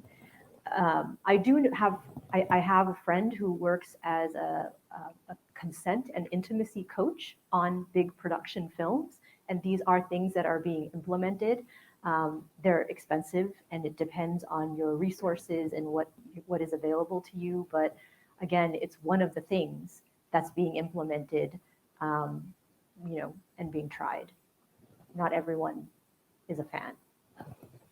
I work sometimes with a accuracy and fairness agreement, which means that you sign that with the people that you're working with that are participating in your project, and then they get to view the end, the rough cut or the almost end version, and they can comment on it, but just on accuracy and fairness. So it doesn't mix into artistic decision making or, oh, I just don't like the way I look here, So that can really be helpful. And what I actually like about, I don't always do this, but what I actually like about it is that I explain why it is. So you explain to the people, listen, you have something to say here, but not everything, because you can't overrule. So your participation, we just agree that it's going to be accurate and fair on your part. And you can see it, and if there's some things that are not accurate or fair, we will adapt them. But it doesn't go like, oh, I don't like the film, I don't want it to be shown. That's not going to happen then. Yes, sure. Hello. I just wanted to say two things and ask a question. The two things, like, I think this worldview, having different worldview, is not only important for the communities, but for humanity, because it helps us knowing the richness of humanity. Obviously, like all the indigenous, sorry for my pronunciation, all over the world, they champion at environment. We can learn a lot from them, so I think they're important. Also want to know, I love your generation. I think that you might need mentoring, but we're learning a lot from you, and that I just love it. I think that your, open-mindedness, and I just love it. And I've got a question for you, Gemma. We were speaking about who's telling the story, and I wanted to know, is that the reason why you felt you needed to be in the film? When I was in the process of making this film, I mentioned that I got funding from the UN, and I ended up to be able to comply with them. They said, oh, you just do a 3 to 4 minute film. And then I realized I have such beautiful material about Puka Puka and climate change and how much they knew about being in connection with nature, that I came out, I did a 14-minute film called Our Atoll Speaks. And we did that with the voice that you will hear in the film is extracted from interviews that I did with many, many people. It's not me doing the narration, oh, I think this and that. No, it was about the atoll is speaking. So, and I went to a lot of festivals. I came here to New Zealand, and I was in a lot of panels with Pacifica filmmakers. And some of the questions were like, what is a Spaniard doing here? And it's a really good question. And I was able to answer that question. But in the process of editing, it was very scary for me, because it was really never about me. I wanted to be about these two women. But it was like a white elephant in the room. It's like, and I realized, for me, truth is very important. And I do agree that this film is just this experience through my lens. If Johnny or Amelia had done the film, it would have been a different experience. but yeah, I just felt like, I mean, I never thought I would do it, but I just felt like I needed to be authentic about it, you know, and I put myself very little just to help. I felt like I told my editor from the beginning, you know, this is such a big film that we'll just get the help that we need as we go along. If we get along, you'll stay through it, but also we don't know what kind of help we're going to need to make sure that we make the best film possible. And then I put myself a tiny little hair, and it just felt like people were like, they were responding. It was helping the storytelling. And I also, you know, feel like that was really, you know, there's something about being able to be truthful and speak from the heart that even if it's scary and controversial, hopefully opens something else that for the film. And so I don't know if I answered your question, but Yeah, I was just wondering if it's related also to what we were speaking about Yeah, the fact you in totally. there say, oh, it's a way of also of saying it is, you know, it's me and I'm in there. I'm the one telling the story, but I'm telling it with them. But I'm there, just showing, kind of showing No, you, you know. For me, you know, it was about storytelling. It's like, why, you know, it's like I was like a complete outsider going in, but I would have never made this film if my life had not been completely impacted by this place. So it was really about that. It was not about me and the director. No, it was just like, I mean, holy shit, like I would have preferred not to be in it. But it was, yeah. I was just saying, like, no, sorry to interrupt. It was just, if it was for you a way, not the first reason, but a way of showing that you were aware of you not being. I started researching Puka Puka because I want to understand this place and why this place had impacted these two women and my life, but my life, whatever, you know, was not going to be in the film. But then I was really transformed by the place. So in the end, I think the film is about women being touched and transformed by this place, this unique place in the world that has never been in film. So it emerged. Yeah, I would have never in my wildest dreams, if you go back to my funders, like nobody knew. And I was not lying. I was just like, you know, I felt like my motivation was really to tell the story about these two women that was so compelling. But then I felt, that's why did I go there? Yeah, that helped. Yeah. Thank you. We've come to the end of the session, and I really do thank everyone for being part of this. There are a couple of things that I think all of us will take away. I think, importantly, one of the ones that I'm going to take away is the issue of respectful design. I think that's really important. Mentorships, but mentorships occur both ways. It's just as much as we are mentoring a new generation is mentoring the older generation. It needs to be a two-way conversation. I think that another thing that I took away from this conversation today is actually the whole thing about Te Ao Māori. We live in New Zealand. Everything that we do should have a lens and a perspective of the Māori worldview, because everything that we do needs to be able to demonstrate not only that our thinking, but the way the story is being told reflects the cultural identity of this country. I think that's really important. I think that we don't want to have superficial engagement. We want to have real-world engagement, real-time engagement that's going to make a difference. And that also means working hard at all different levels where there are problems and where we need to make sure that certain things are effected and change, and that we need to continue to have the conversation of what that change is. And to support the people that are in there making the changes, which is very important, because you're right. If we lost the people that you have at TVNZ, it's going to be major.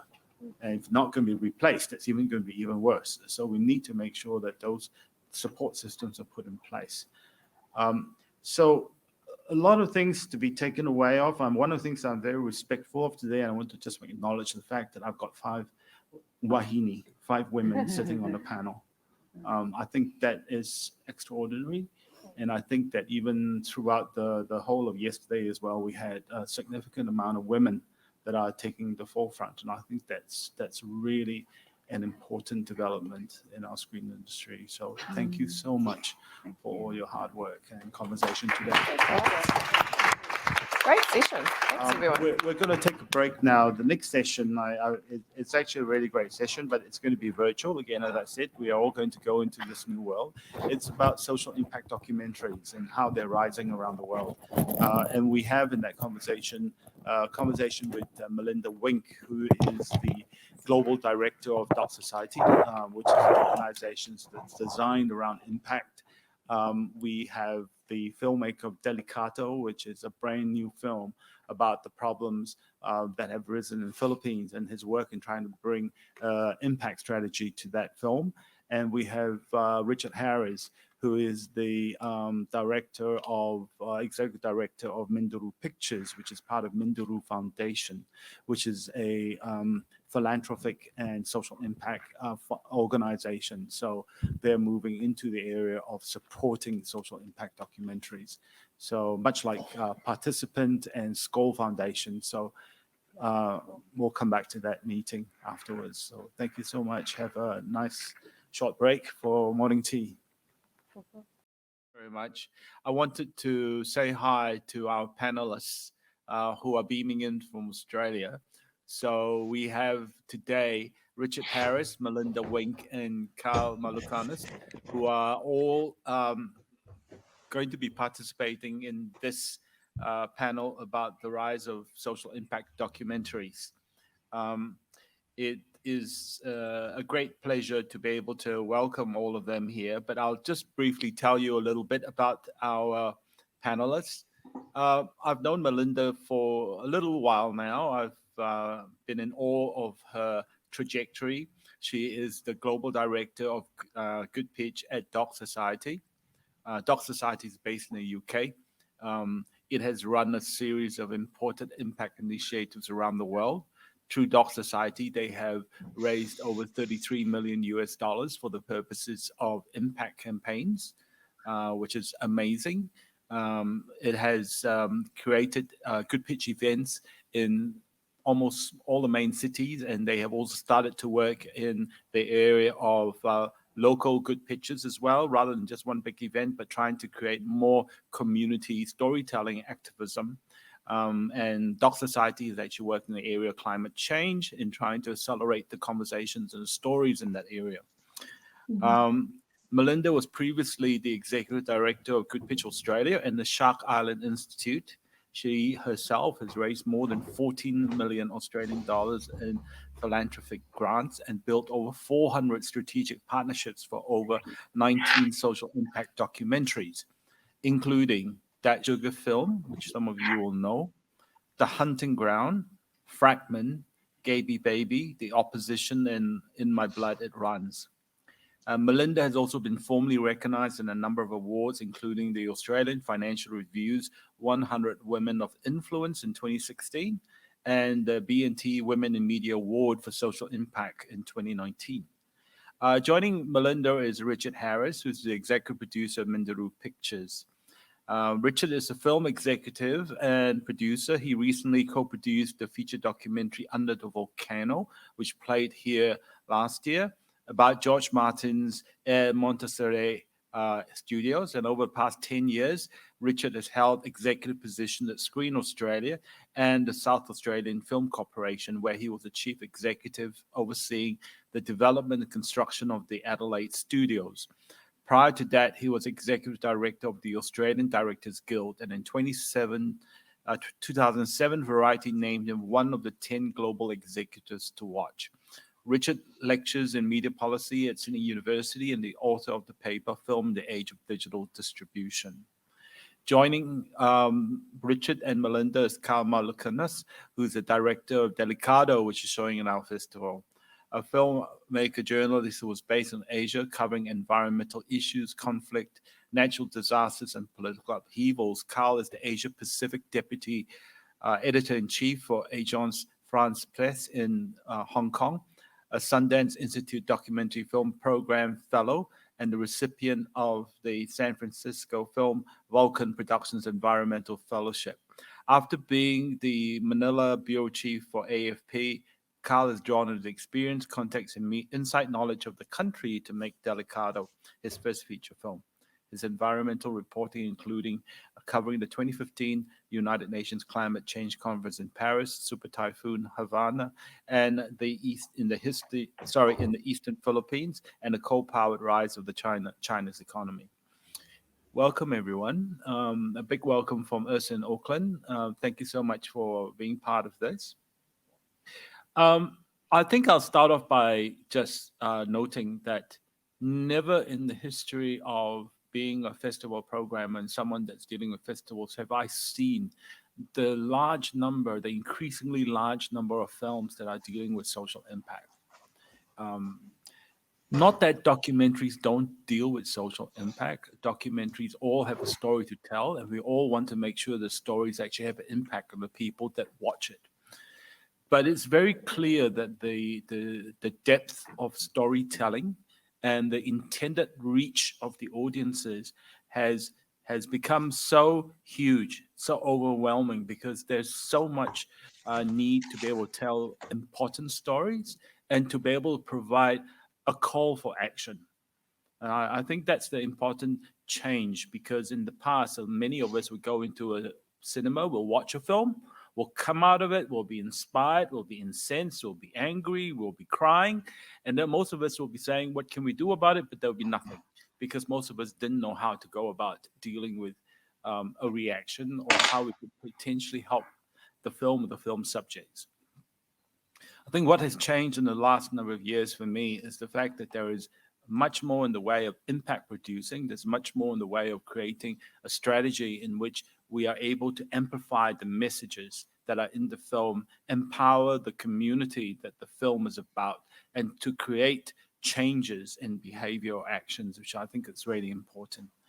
And I think that's why documentary for me is so important, because documentary is a voyage that we take people in so that we can help change their view of the world. Whatever the view might be, documentaries can provide that.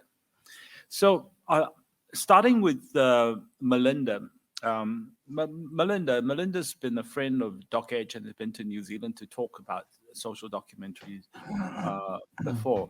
And I want to start off by Melinda. Can you talk about your oversight as to where things are going in respect of this area of documentaries, this genre of documentaries, and the importance of it? Sure.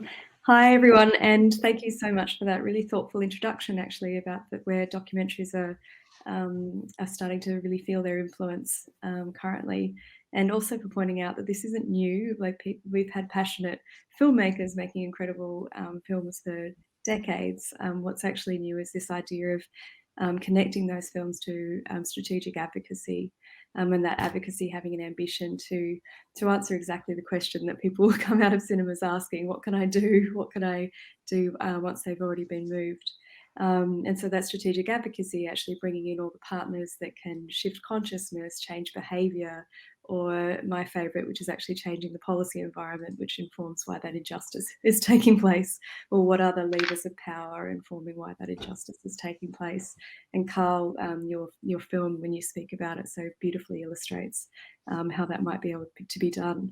But in terms of trends for documentary, I think we're certainly seeing some really interesting new pathways in terms of rethinking how we consider the subject of our documentaries, and being really kind of then shifting our thinking about those power balances and how we serve the community when we and our responsibility to it when we're making films. So that's certainly a new trend that I'm seeing emerging. And Carl, you spoke about that actually in relation to Delicado. And another film that we've worked on through Doc Society, The Territory, is certainly emblematic of that shift of consciousness around our responsibility of filmmakers with this very powerful medium in our hands. And I guess also just a growing sophistication and awareness also within funding circles about how film can be used as a piece of strategic communications for some of their ambitions. And I'm sure Richard, you can speak about that at length. In addition to growing sophistication within, other sectors like change makers, campaigners, NGOs, who are increasingly coming into partnership with independent film as opposed to the old school, promo videos that they probably made for many decades, and actually seeing the leverage and influence of an independent documentary and how that can really shift the game and narrative around their work. Thank you, Melinda. I mean, I guess one of the big problems that we've had in the past is that in a small country like New Zealand, where there's been limited amount of funding, quite often the stories that we tell don't necessarily reflect the wider world. But we all realize that whatever story you tell has an impact. But what we are trying to do is trying to get the Film Commission thinking more about social impact as opposed to necessarily about the dollars, or it's all about the eyes. It's all about trying to make sure that people get to see it. So Richard, coming from your background, having worked in Screen Australia, having worked in a regional screen body, and now working with the Mindaru Pictures,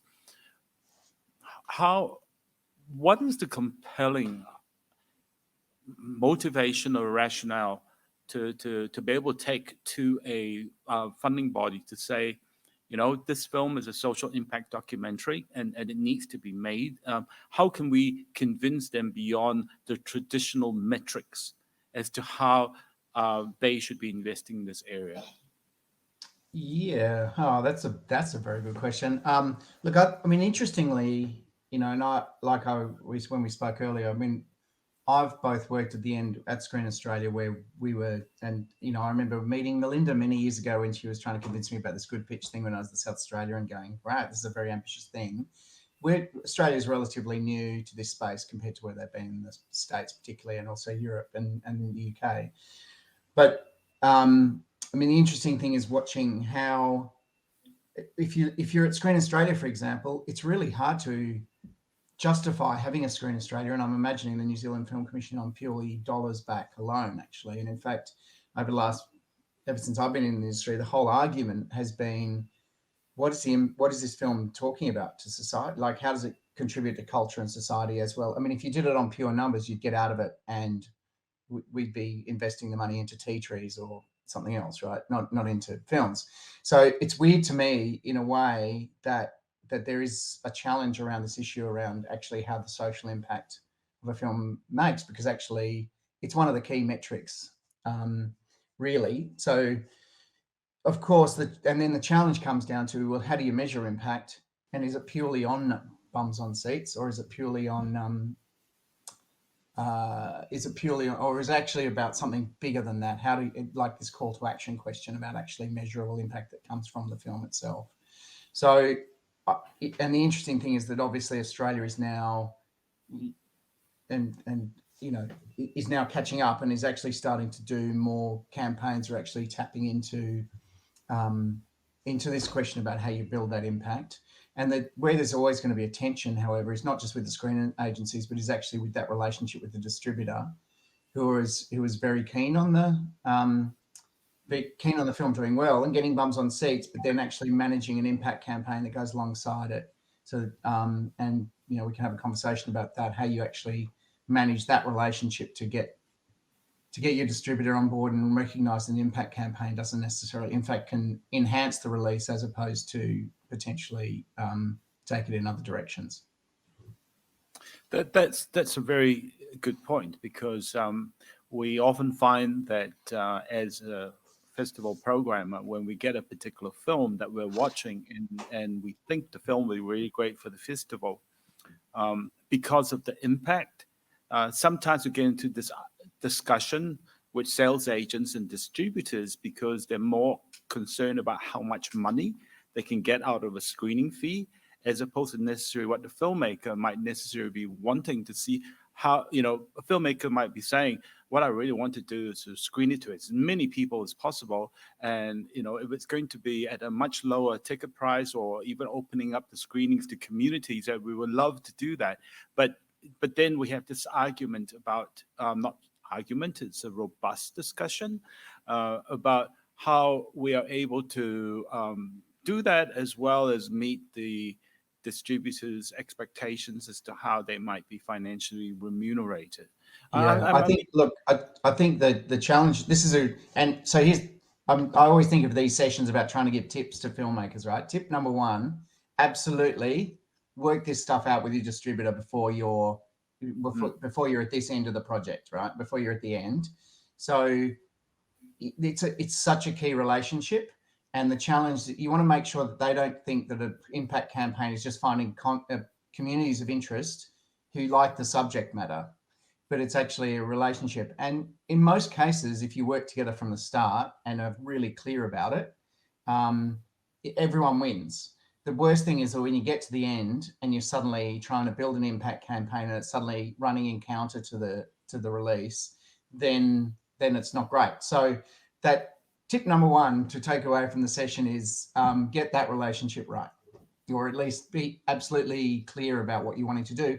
And from your end, how do festivals fit into that strategy? What is the, what are we going to be doing? Is it a pure hit and go into the commercial release, or is it something that builds an audience separately? Anyway, there you go. Tip number one. Absolutely. Melinda, you wanted to say something.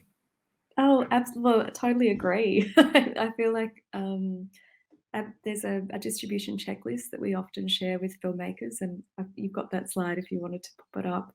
But basically, knowing what you want from the outset and actually thinking about what your impact campaign ambitions, absolutely, and then shopping around and finding a distribution partner who will really serve you and serve that particular ambition. You don't have to go with the first one. And I know that there's this really vulnerable stage in any film at the beginning where you're just excited that anybody's interested. And it's I really urge you not to sign anything and sign everything away, in particular at that very early stage, in order to, because you feel like it's the only deal that's going to come your way. There's actually the last slide in those three. Alex is the one. Yeah, that's the distribution checklist. So we've had filmmakers, for example, who've said, it's really important that we carve out with the opposition. They wanted to carve out from worldwide rights, PNG, because they wanted to make the film freely available to anyone in Papua New Guinea to actually watch that film. And so they just specifically wrote that in when they made their distribution agreements. Similarly, we've had other ones who've said education is so primarily important for what we're doing, like 2040, where they shared the rights with the distributor. So if the distributor got education, that was great, but they could also pursue education because they shared those rights. And in other cases, like community screenings, where they were at, filmmakers who've actually, like Maya, who partly self-distributed the In My Blood It Runs, and she held back a lot of her own community screening rights so that she could, and became a revenue stream for her in the late stages of both Gaby Baby and In My Blood It Runs. And she was able, because she had control of the revenue, she was able to give it back to the community that had supported her to make that film in the first place. So absolutely, Richard, you've struck gold in terms of that recommendation. Well, it's interesting, and it's funny with Gaby Baby, like just talking about Gaby Baby, so that was one of the first films we funded at Screen Australia, even trying out what is this impact world. So it's interesting how far we've come in that time. But we're actually in a project with the Village Roadshow at the moment, which is Blueback, and we're running, and we've just taken the educational rights for that. That's our impact. That's the impact bit. So we're trying to get that film into schools. The book's already in schools, but get the film into schools so we can actually tell messages about ocean preservation. But we're working very, very closely with Roadshow, and I've had to explain to people within Minderoo about how our distributors work, because what we've done is we've managed to shorten the window for the release into schools, so we don't have to wait for the 6-month windows.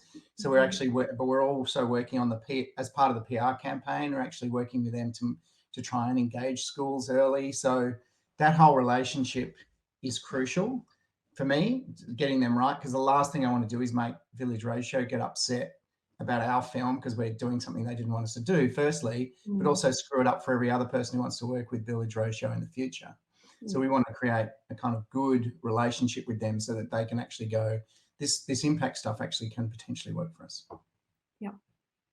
Thanks, Richard. I'd like to turn to Carl. Now, Carl was meant to be here last night for his premiere in New Zealand, but unfortunately, as we have it, Carl's family's come down with COVID, so he needs to isolate. So we're beaming to him and send our best to you and your family. But Carl, I think before we go specifically for your comment, maybe we should play the trailer for your film. And that would be a good start. So could we play the trailer for Carl's film, please?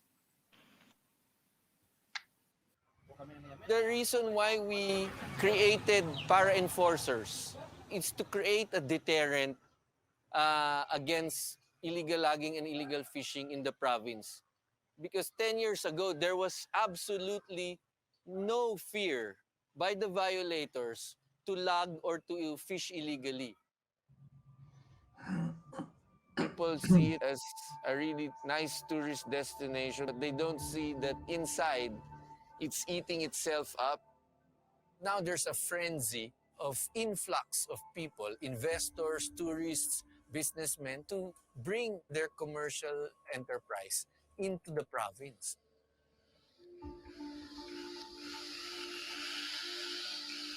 We need third world solutions to third world problems.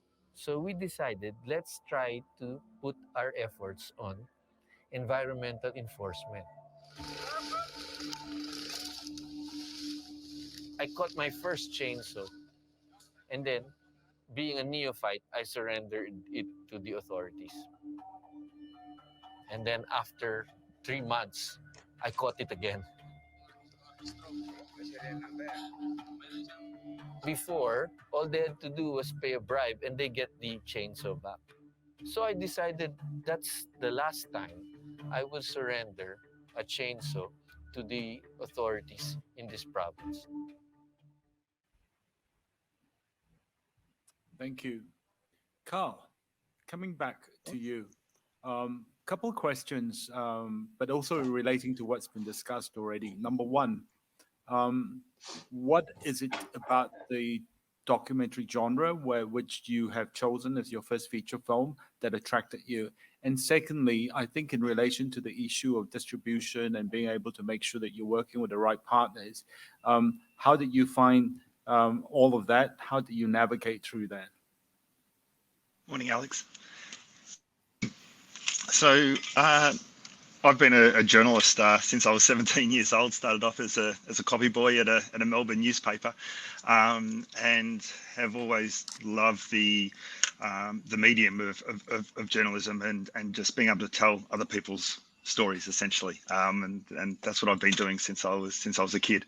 I worked at daily newspapers and then on the wire agency for AFP, where we're producing a lot of breaking news, going out and covering the events around the world, and reporting on the immediacy of them. Sometimes we do a little bit more in-depth reporting, but I'd felt for a long time I'd gone around the world and reported on things, and I'd always wondered, I'd just love to spend a bit more time with these communities. I'd love to get to know these stories in a little bit more depth, and that had I'd always had that urge, and environmental reporting and climate reporting has also always been my other passion, and that all sort of collided together eventually when I went down to Palawan, and when I was based in Manila. I was initially just doing a story. I was going to do a story on ecotourism. It was just going to be a story about the wonderful ecotourism projects of this amazing place. It was really just an excuse to go down there and have a look at how wonderful this place was. But the environmental campaigner who was going to guide me and on these projects was shot in the head and killed a couple of days before I was going to go down. So I went down to investigate his murder, and I did a report for AFP about his murder and the other land defenders, these other grassroots environmental campaigners who are putting their lives on the line to try and protect this amazing place. And from there, I just decided that I was going to try and do more. I was based in Manila anyway, so I was just starting to go down, and I got to know Bobby, and Bobby was, obviously you saw Bobby there. That's Bobby Chan, the leader of these para enforcers. That's actually the first sort of 90-second clip of Bobby in the film that you just saw. And from there, it was, I was obviously attracted to Bobby because you can see his charisma, you can see his energy and his power. And he was doing something incredibly courageous. He had this tree made of chainsaws that was put out on the main street of Palawan, where of Port Princesa, the capital city of Palawan, where when everyone was too afraid to speak out, when everyone was too afraid to challenge authorities in Palawan, Bobby's there confiscating chainsaws from illegal loggers and then putting them up on the main street as a symbol to everyone in the community to try and be strong, to stand up, and let's all work together. Don't be afraid. You have to fight this climate of fear and this culture of impunity. So that's how the film sort of started. And I also knew, not understanding impact documentaries at that point, this is my first time as a filmmaker, but as a journalist, I also understood that I'd been doing reporting that land defenders were being killed in record numbers in the Philippines and around the world. Global Witness had been documenting this, and that the number of land defenders every year, it was just getting worse and worse. And so this story could potentially tell the greater picture of what's happening to land defenders around the world. And I never wanted to make a film just to make a film. I wanted to make a film to have some sort of impact, and that's how it sort of organically grew from there. I was really lucky to meet these amazing producers who I'd known through my journalism, Marty Sahuko and Michael Collins, who had made this incredible film about social justice in the Philippines previously called Give Up Tomorrow. And so I was able to start partnering with, they also said to me when I started, looking for people who could work with me, they said, we don't want to make a film just to make a film. We want to make an impact. And they'd also made another documentary about American war veterans that also had a strong impact campaign associated with that. So there was another guy from Hollywood who came in and said, I want to partner with you. And he was, all flashbang and, wanted to, do all these things. And my natural inclination was to go to Marty and Michael and work with them. And that's how it started. Thank you. When we talk about impact, there are different types of impact. And I know that one of the films that Melinda was involved with, Hunting Ground, it wasn't about the dollar necessarily. It was about the impact in being able to get change at a policy level. And Melinda, you want to talk about that? And I guess like something you raised before about the film commissions or screen agencies, like they also have, in addition, like they're not just driven by commercial success, they're also driven by cultural contribution. And I wonder if Richard would be able to speak to that a little bit. And so sometimes those, the cultural component and actually that contribution and the audience, if you can really speak to that rationale, can be quite persuasive and might actually mean your film is backed and given kind of renewed like a sense of value and urgency. But The Hunting Ground, yeah, it's a great example because it's a film about the incidents of sexual assault in university campuses. The film itself is about America, but it played really well in terms of sparking the conversation on Australian campuses where, when we took the film originally to go and speak to some of the vice chancellors, they said, well, it's clearly a problem in the US, but not a problem here. And so we said, oh, well, why don't we have some screenings and we'll see, let's test it out at least. And it actually took a lot of conversation in order to get them to even come to the point of allowing us to have a screening on some of the campuses of the big universities in the country. And of course, what happened is that once you had the heads of student services, the heads of colleges, the student representatives themselves speaking to power, to the university administration, when they watched the film, they basically every time we had a university campus screening across the country, it would self-moderate in pretty much the same way. University administration would say it's not a problem here, here's the stats, here's the reporting, and students would stand up and say, actually, no, that's what's not happening. People aren't reporting it because they feel like, the response would not be adequate. And then the heads of sexual assault services would say, yeah, we're seeing this problem and this is what it looks like from our perspective. So actually had this film which was at the centre of a really important conversation that had to take place in every campus in the country. And, this is what I talk about when I say shifting consciousness, change behaviour, change the policy environment. Unless people actually acknowledge that there was a problem of sexual assault and 1 in 3 women were experiencing it on university campuses, then nothing was going to ever be done. And so from a very micro level, once the universities had their aha moment of, like the safety of women is actually a massive issue on our campuses. Like on the micro level, the policies of the university and how they responded to it, how they whether or not they buried where the sexual assault services were, and also just where women were trying to find what to do once they've experienced something like that, even on a very simple level, that was then clarified, and every university had protocols and processes to try and make their environment safer for women. But that wasn't enough for us. So we also took it to government and said, look, you're the major funder of the universities in our country. This is actually what we're seeing. This is what's bubbling up here. They're starting to acknowledge it's a problem. We'll give them a year's grace to try and to actually change their own and reform their own policies internally.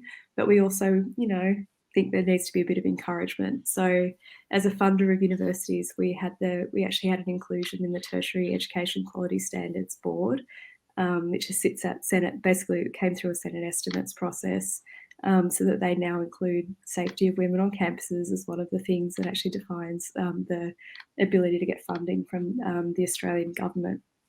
So they had the inducement from the bottom up, but they also had a very good reason to be doing this, to keep them honest from the top down. And then in addition to that, obviously we kind of needed to keep pressure for the universities to not just sort of have that aha moment, but also then kind of 3 years down the track, something else slips in the priority list. So we also had a partner called Fair Agenda who ran a campaign for every year when women are making the decision, they finished high school, where they'll get to university, that they have a really clear kind of little kind of data board of which are the safest universities in Australia where they can think of pursuing their higher education. So there was that, and obviously once universities realised that they were being ranked on a safety score, they made a big difference because it suddenly became a reputation thing for them too. And then the last big thing was also, gosh, there were so many things with that campaign, but also it was really interesting to reveal which universities refused to have screenings. And there were 2 in the Australian context, and I certainly wouldn't be sending my girls there if I was a parent. James Cook University being one of them, in far north Queensland. And so there was a little bit, we ran a really positive agenda in terms of really introducing the universities, but also making it very clear which universities were absolutely refusing to take any action. And then the last thing was actually getting the data. So obviously we needed an evidence base. We couldn't just rely on talk alone and speculation and, the evidence in the room every time we had a screening. So we also partnered with the Human Rights Commission, and they got the baseline data of actually how many women were experiencing sexual assault, and are now year on year starting to track whether there's been improvements or as a result of universities changing their policy, or whether it's actually getting worse. And so things like that actually ensure that now we've had the aha moment of the film and the coalition building and support, and now we've embedded it through the tertiary education standards and the measurement through higher authorities, and the constant kind of safety and that kind of ranking score of safety. We've actually embedded it as a long-term change for the Can system. I ask Melinda who funded your campaign? Because it was obviously a US film, but someone decided to do an Australian campaign with it. Can you It was a collaboration of about 11 funders, mainly, 11 big funders. So it was about a $1.5 million campaign that ran over a course of 4 to 5 years. Yeah, I think it's important to note that increasingly what's happening or it's probably what's happening before, but increasingly what's going to happen when you're in the impact space is that there's conversations around the funding of the film, which is hard enough. And here's another, and then there's a whole other area which is actually funding the campaign itself.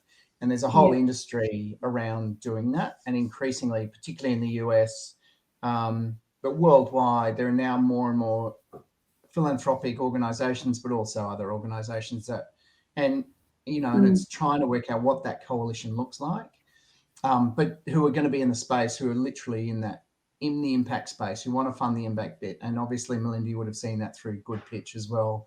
You had high wealth people saying, we'll put this amount of money into the film, this amount of money into the film in the film's campaign.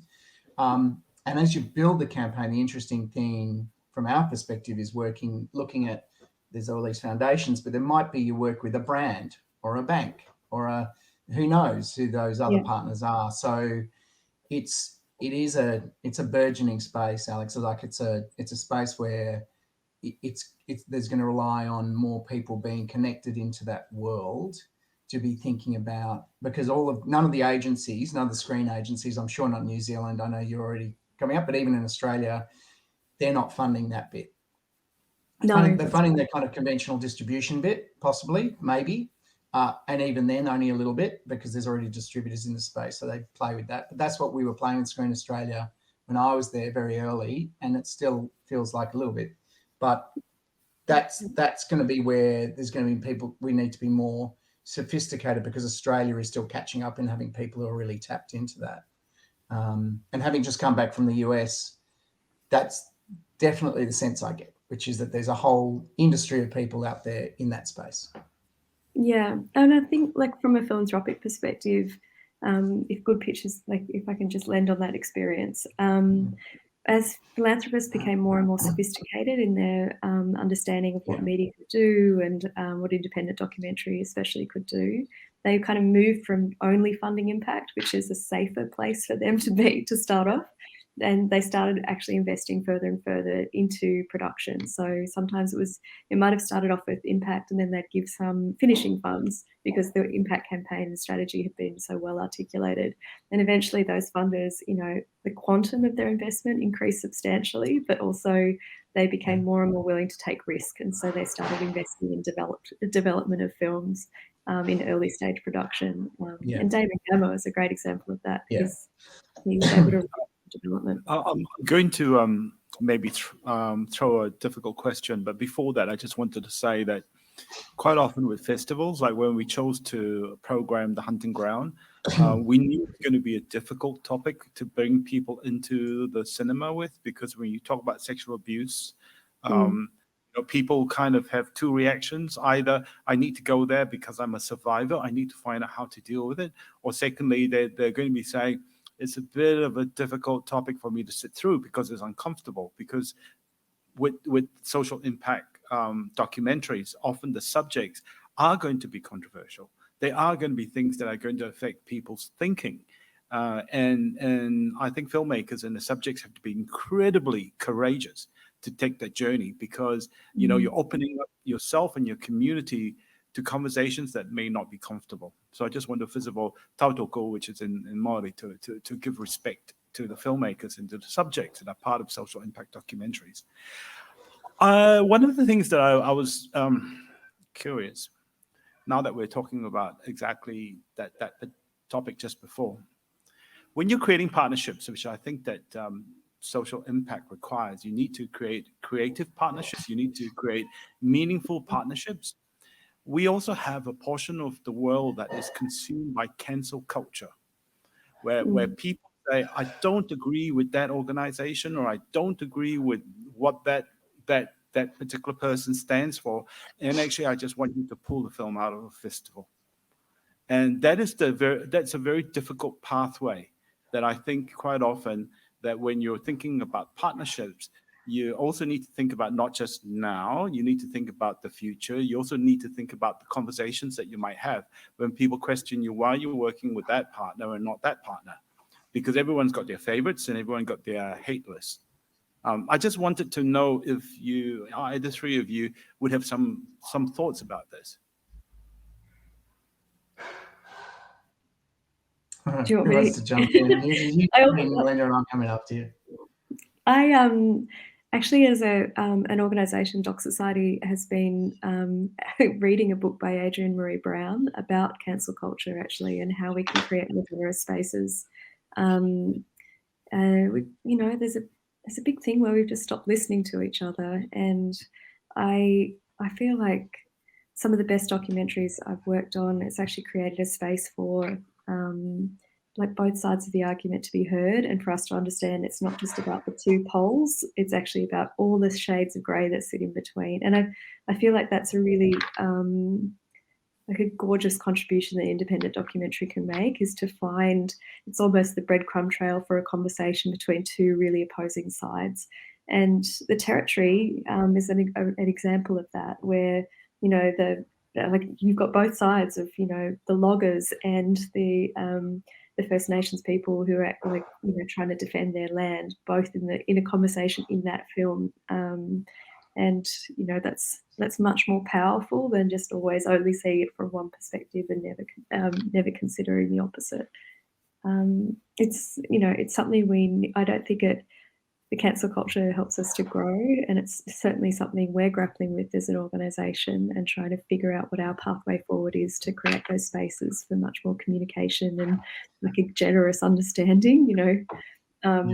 You know, there are certainly people that need to be called out, and we live in a very fraught period of time. But it's an interesting thing as well. Obviously, from our point of view, there's a whole issue around, and I understand this. There are people who are very nervous about where the money is coming to make the films that are being made in the impact space, and we're new, and there's no doubt that there have been those who have questioned, you know, Andrew Forrest and his role in mining, and why we're in the foundation that I'm work for is in this space.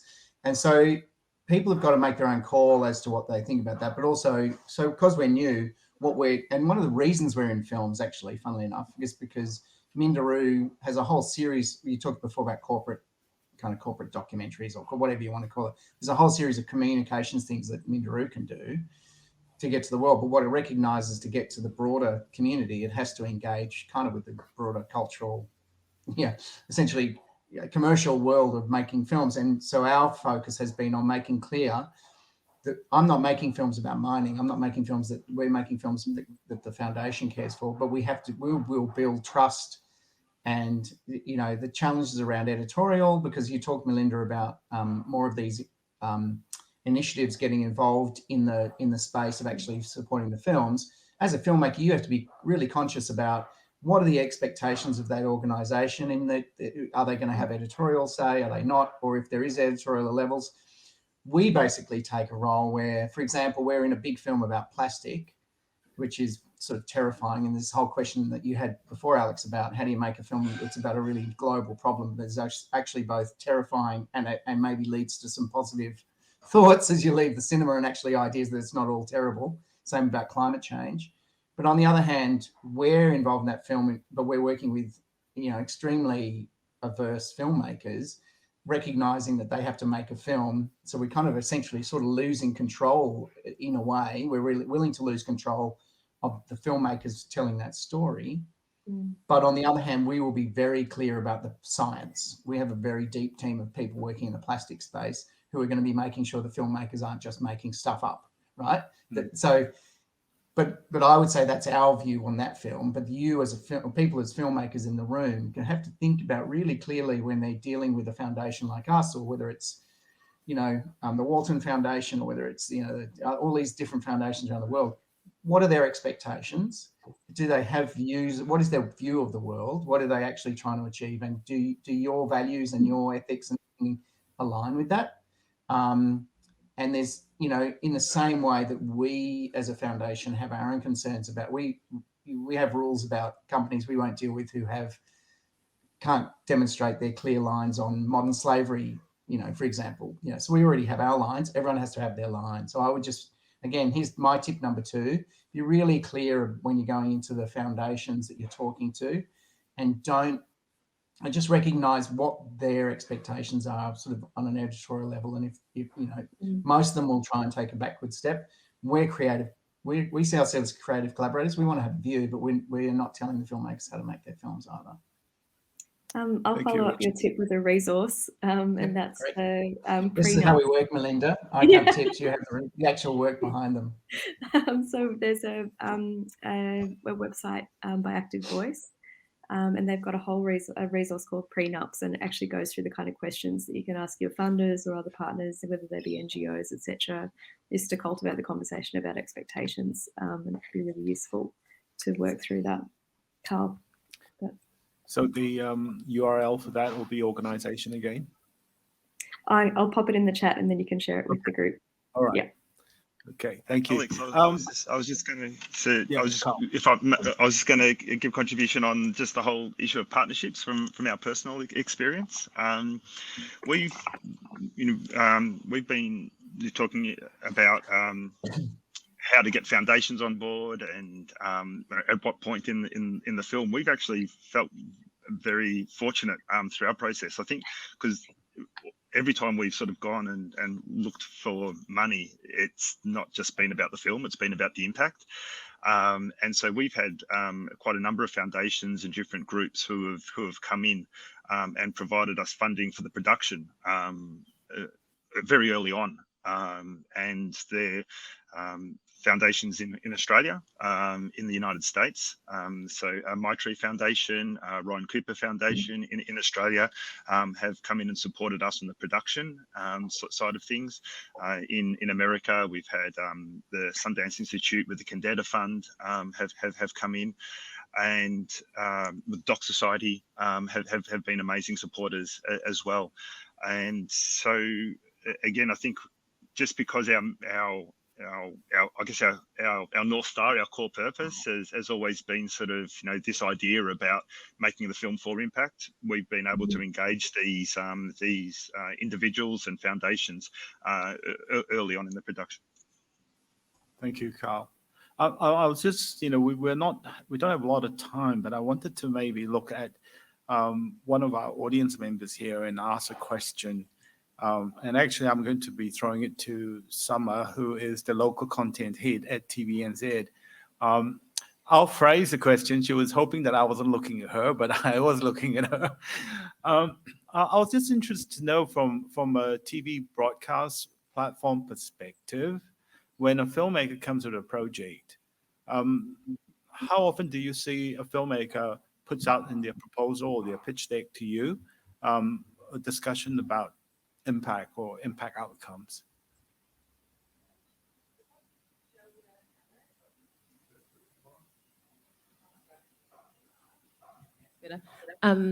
Kia ora, thank you, Alex, for the question, and I'm really enjoying the panel.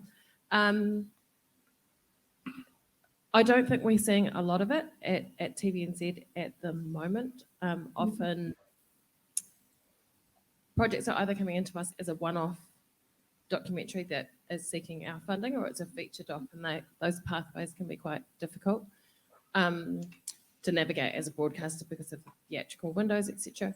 One of the things I'm really interested in this space is as a video Māori revitalisation tool. I'd love to see impact producing in the Māori space to see how, because Te Pāngai Pāho is one of our funders. They fund Māori language content.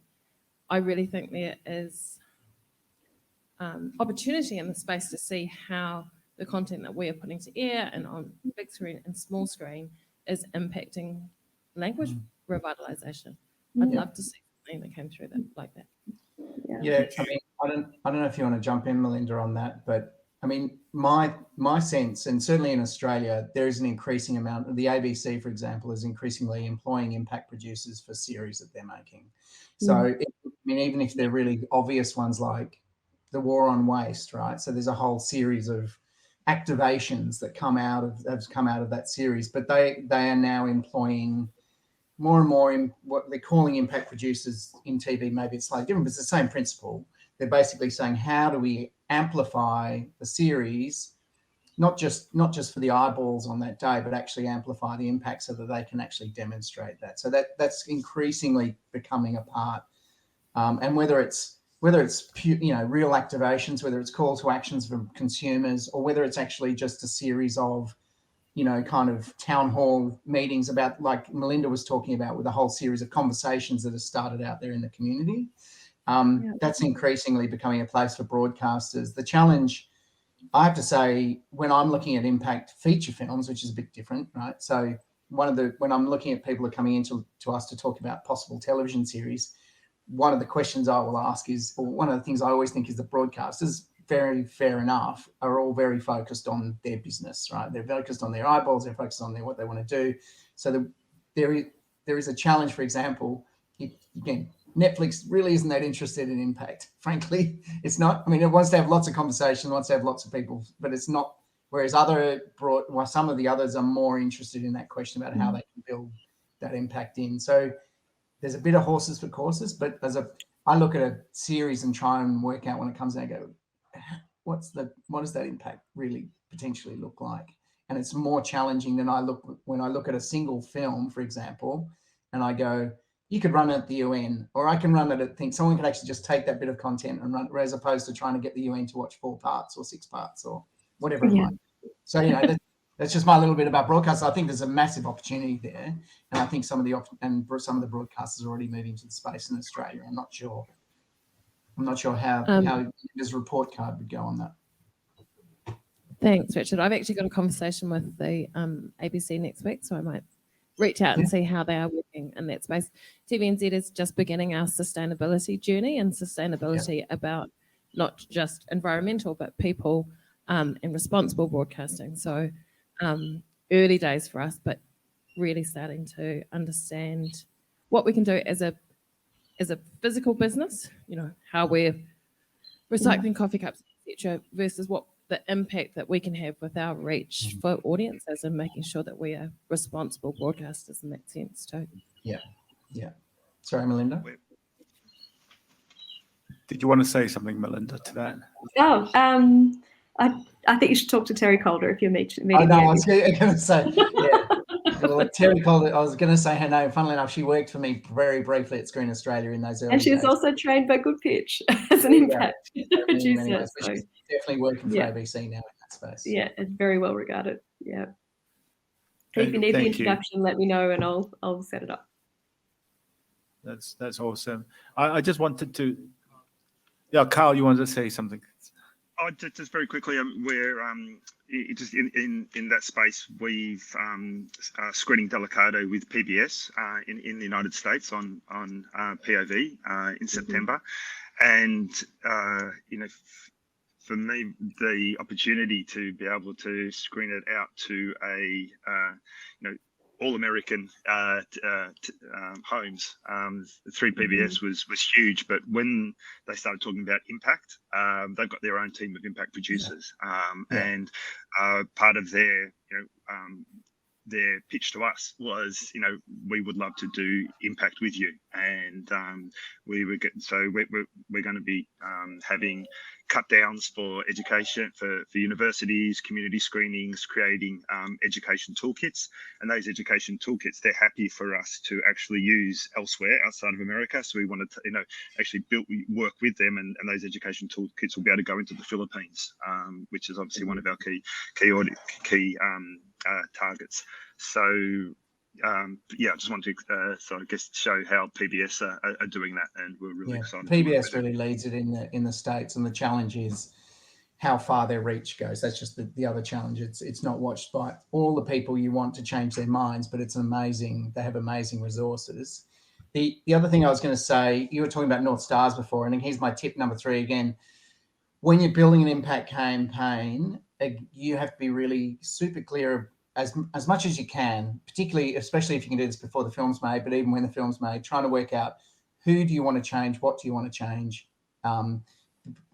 So your campaign, is it about consumers? Do we want them to change their behavior? Is it about school kids, them actually changing the awareness of kids? Is it about changing policy and regulation? So I'm assuming that Good Pitch has a document. She's now that document that Melinda's now going to come out and whip out and say, based on my tip number 3. But really, that's the key thing is, as you're building your campaign, there was a joke, or not a joke, there was a line that was constantly used while we had an impact workshop. I just literally came around. You have to be careful not trying to boil the ocean. There's only so much resources, there's only so much time. And so if you're trying to hit everyone with the message, you're going to waste your time. So it's actually about where's the best spend of my time, my priorities, my money, where's the North Stars that Carl was talking about.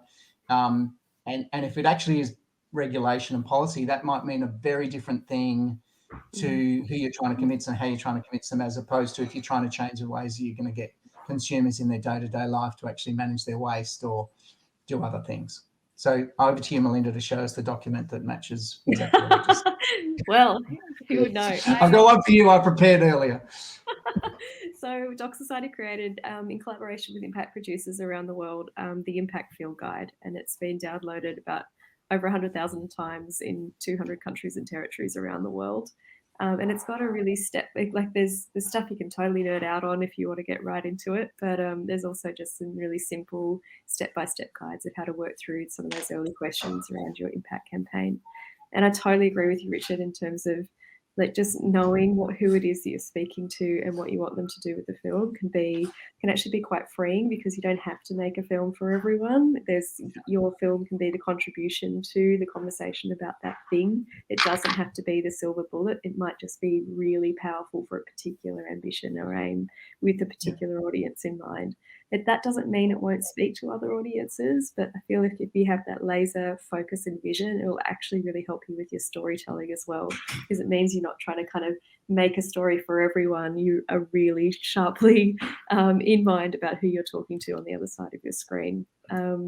Great example of that is that Sugar film. It decided very early on that it wasn't going to be a policy film, even though it was going to speak directly to families, to the parents and the kids as the key consumers. But the kind of awareness and raising and behaviour change that happened as a result of Sugar film meant the policymakers certainly took notice, and also our key investors. So the Credit Suisse, for example, who totally revised the valuation of companies with the high exposure to sugar based on changing consumer preference and shifting policy uncertainty. And so, even though it spoke to that one audience and did that job so well by making that decision, it didn't cut out the other ones, but it meant that the film itself was much more potent as a communication piece about to its audience. Thank you. We haven't got much time at all for questions. I just wanted to perhaps suggest that if you have any questions, you could actually direct them to Val, and then we can actually circulate it to the panelists, and then we can try to get some individual answers that can be shared. I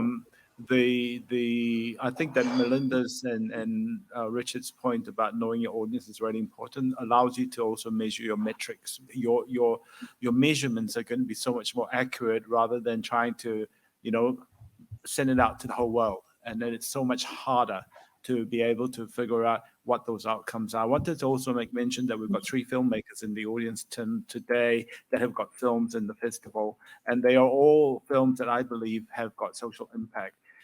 Just to let the panelists know, we have Corrine Egeraat, who is the producer of Myanmar Diaries, which won at Berlin and the Amnesty International Festival.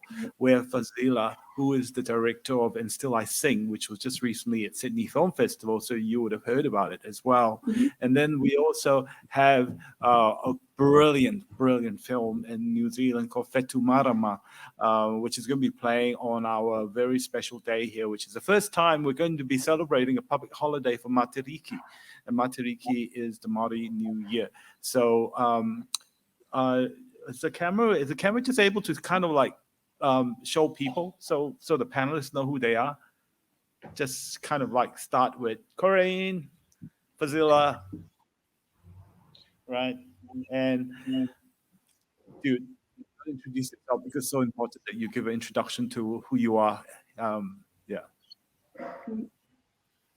Well, I'm sorry we couldn't be there in person, and I wish you all a very wonderful festival. It's such a treat to watch those amazing films. Thank you. No, please. I really would like you to. Check too. Oh, kia ora. Yeah, very interesting in terms of you making me think about what is the social impact of the documentary that I've made.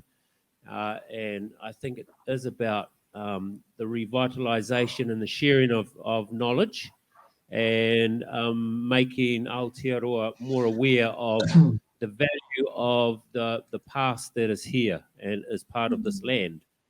So thanks for that. But then there's the other thing about where do we find money to run these social impact campaigns?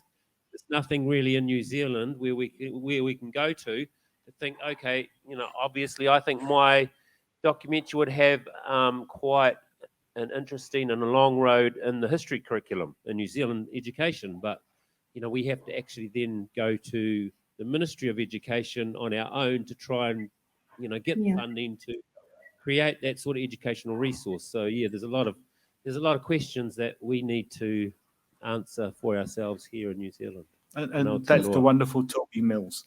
Oh, kia ora. Kia ora.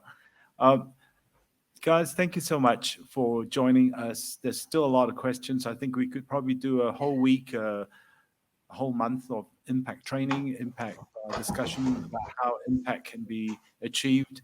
I hope that this little short session would give people here an insight as to the importance of social impact. And maybe we can just keep the conversation going. There will be a Good Pitch Aotearoa New Zealand later on this year, and hope that we can engage with all of you as much as possible. In the meantime, thank you so much for all the wonderful work that you're all doing, Melinda, Richard, and Carl. Can I say one last thing? Yep, sure. I was just going to say, it may be, obviously, New Zealand Film Commission, for example, has limited money. So it might be that they decide they're not going to put money into impact. But it could be you convince them that their role is not to necessarily give you money, but actually start creating the pathways to get access to people with money.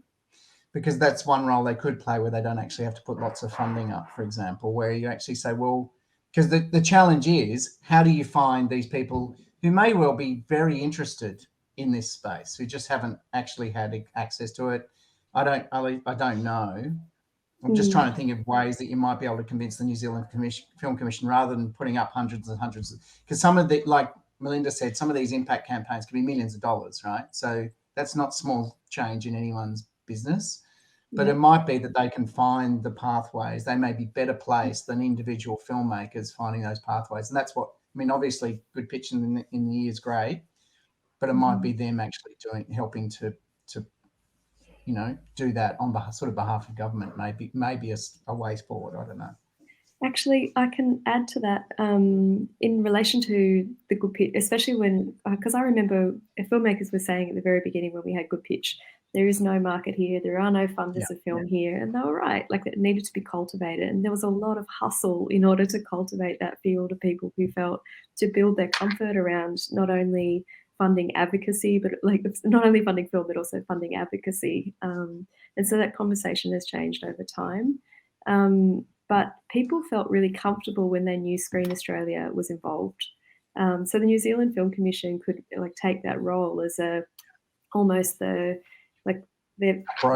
support for the film means that other philanthropic private investors, they're like, if they're involved and they've got all their vetting and they know film, then we feel really comfortable coming in as well as a co-funder of that, of production, or a funding impact. So I talk as someone who used to work at an agency who knows how little money there always is for everything, but there may be ways they can do something. Yeah, absolutely, Melinda. I think that's really good. Yeah. I remember you hustling me, Melinda, so, I knocked on every door. You knocked on every door. Yeah. Thank you. Can we just show a round of applause to everyone? And please tell everyone about Carl's film. Yes. Thank you so much for being part of this. Absolutely, it's brilliant. Thank you. Thanks, everyone. All right. Lovely to have you. Have a good morning. Cheers. Can we, sorry guys, I know that you guys might want to take a like that, but there's actually 2 people in New York waiting to beam in. So I've got to kind of quickly run into the next conversation, which is with creatives called DOTDOT from the company DOTDOT, Chris White and Kate Stevenson. They're New Zealanders living in New York. They have been helping us with a lot of our technological innovation, particularly in the area at the moment. We have created a virtual hub, an amazing opportunity for people that watch films to be able to collaborate, talk to each other, to be able to do things together.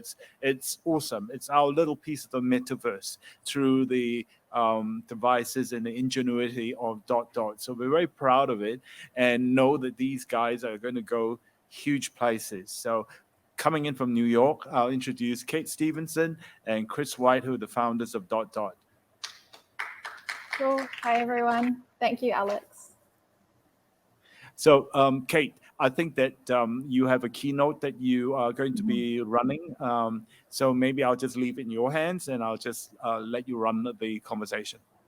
Yeah, we thought it would be a good idea to share some images and documentation of the kind of work we do. And then, Alex, you're welcome to jump in and kind of quiz us around what would be interesting. So I think, Chris, you're going to share that, right, up on the screen? Yes, that should be shared now. Okay, cool. Yeah, so hi, everyone. My name's Kate from DOTDOT. We are a creative studio that builds immersive experiences for physical spaces. I come from a background originally in live performance and then in documentary film.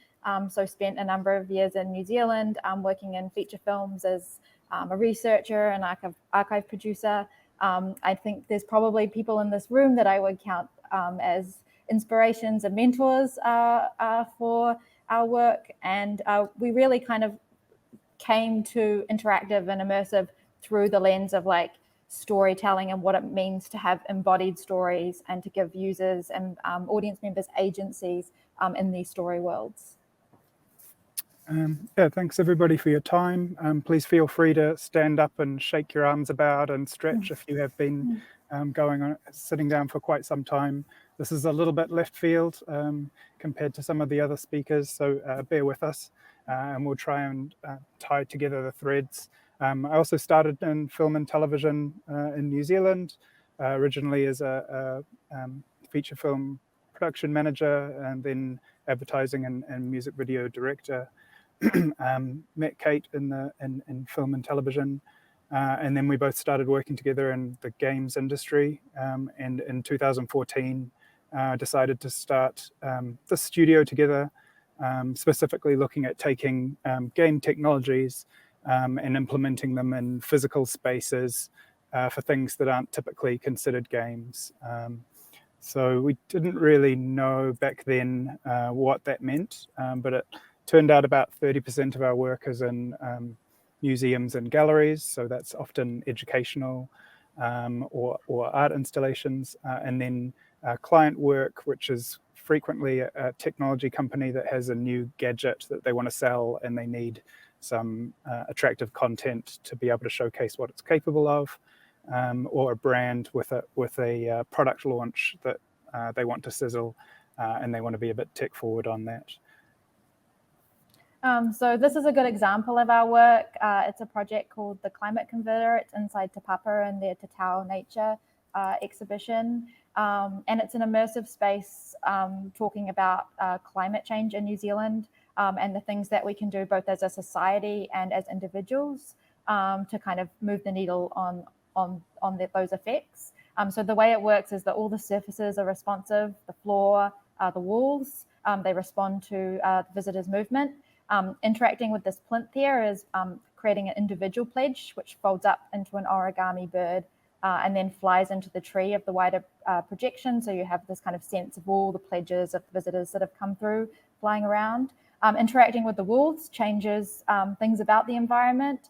And so the more that the community and the space works together, the more change they create for this version of the virtual New Zealand. This little kiwi bird kind of crawls around the floor, and if you get close to it, it runs away. So everything is kind of designed to interact with how visitors are using it, but also to be something that anyone from age 0 to 99 can kind of find something in the space that can hopefully generate really useful conversations in the museum about New Zealand and our place in the world when it comes to climate change. And probably relating a little bit to the previous conversation around impact, when we do this kind of work in the museum, often our museum partners are measuring the impact of the work, and we've had really positive outcomes with that one in terms of how people are leaving the museum feeling. And so a big part of our studio is about making those works that are making impact in the world in different ways. Yeah, and just as one of the previous speakers was saying, deciding how you measure impact right at the start is also our kind of key recommendation.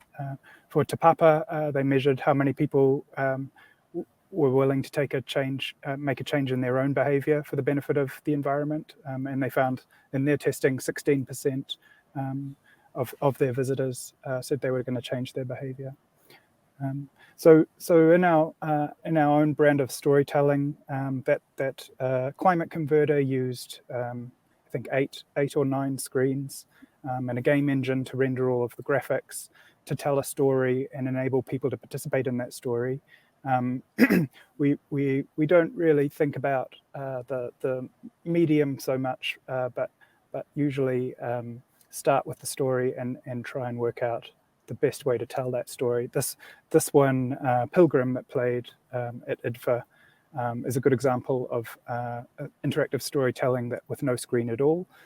It uses these sunglasses by Bose that have speakers that project sound into your ear, so they don't even clog up your ears.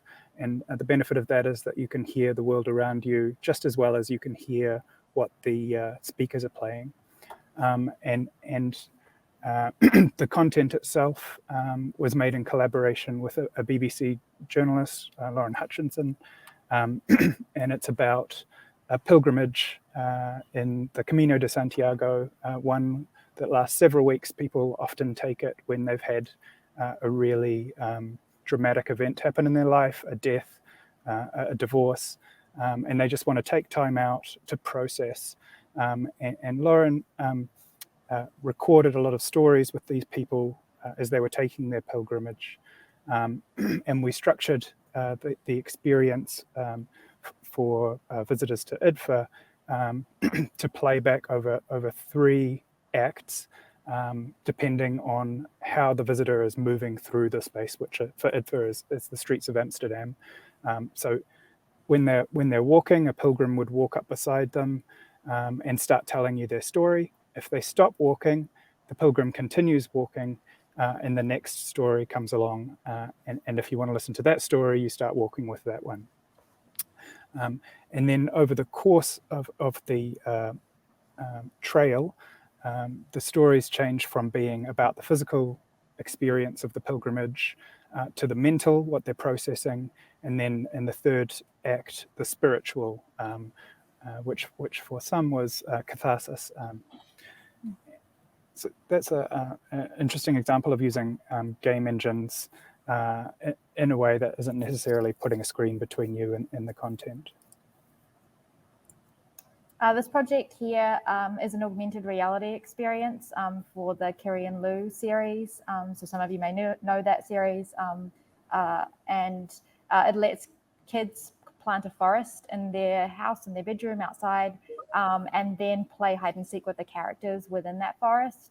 And we also recorded like a series of little vignettes of ways that the character could interact with you, respond to you. So it has these little stories embedded within it. And based on how you also choose to decorate your room, you kind of like create these different little story worlds. This is an example of using game engines to create linear content. So it's a music video for the Kiwi artist Navy. We shot this one right at the start of the pandemic, the first lockdown, where it was impossible to even get one camera person to the talent to be able to shoot. And so we thought, well, it might be interesting to just get a camera that shoots depth, because a depth camera doesn't need any lighting. It doesn't really matter where the camera's positioned, because you can change the virtual camera's position in post-production. And so that's just what we did. Every frame of the video was rendered out of a game engine, and all of the actual live action was recorded as depth. Yeah, and at this time, this was when all the lockdowns were happening. A lot of our work, the kind that sits within a museum in a physical space, just stopped, paused. And as a studio, we kind of did these game jams to be like, what can we make in this moment that helps people connect together online? We know that we were going to a number of conferences and we just felt like it was missing that piece of connection. So we started developing this platform that we call Social, and this is kind of the first use of it, Fast Company Innovation Festival, where people can come into the space together, chat. In this version, you could plant a seed, and a seed is an idea of something that kind of falls under one of these impact banners for the festival. You plant that seed in the garden, other people can come along and water the seeds that they support, that they want to see happen in the world, and the garden kind of grows as a community experience over the course of the festival. And so this is the platform that we've been using since 2020, and have built a version for Doc Edge for their festival. So if you're interested in checking that out, there are upcoming events in the next few days. And for the Doc Edge festival, we've actually built the XR exhibition out, so you can explore that socially with one another. We've also been creating virtual venues. This one was for a UK arts organisation that wanted to showcase what they'd been funding since COVID struck. And so we created this 360 experience that users can navigate through to highlight different content. Clicking on the different paintings brings up behind the scenes video. So it's a way for people to explore kind of documentary footage in their own way offline. We worked with the artist Stephanie Dinkins to create this experience for Sundance in 2021. So this was the year where Sundance's exhibition was virtual. So we created a hybrid experience that both had a virtual version and an installation physical version in New York City. And the two interacted with each other. So presence in one showed up as presence in the other. The experience itself was based on stories of 8 Black women. And you entered the space and you interacted with these women to hear their stories. The more time you spent with them, the more time you dwelled, the more stories you unlocked. And even though this experience looks quite beautiful, it was actually really an audio first experience. So the narratives, these stories are very powerful. And so the way that you kind of show up in the space and gather and the communal gathering in the physical space as well, set the piece in a special kind of mode if you had enough people. So it was really about encouraging this idea of deep listening from an interactive perspective. Something we've been doing more and more of is virtual production. That's when you use a game engine to change what's on the back on an LED screen behind the talent that you're shooting. And it lets you transport that talent to another worldly place or inside a blood vessel or anywhere you want to. This one is for Les Mills here in Auckland.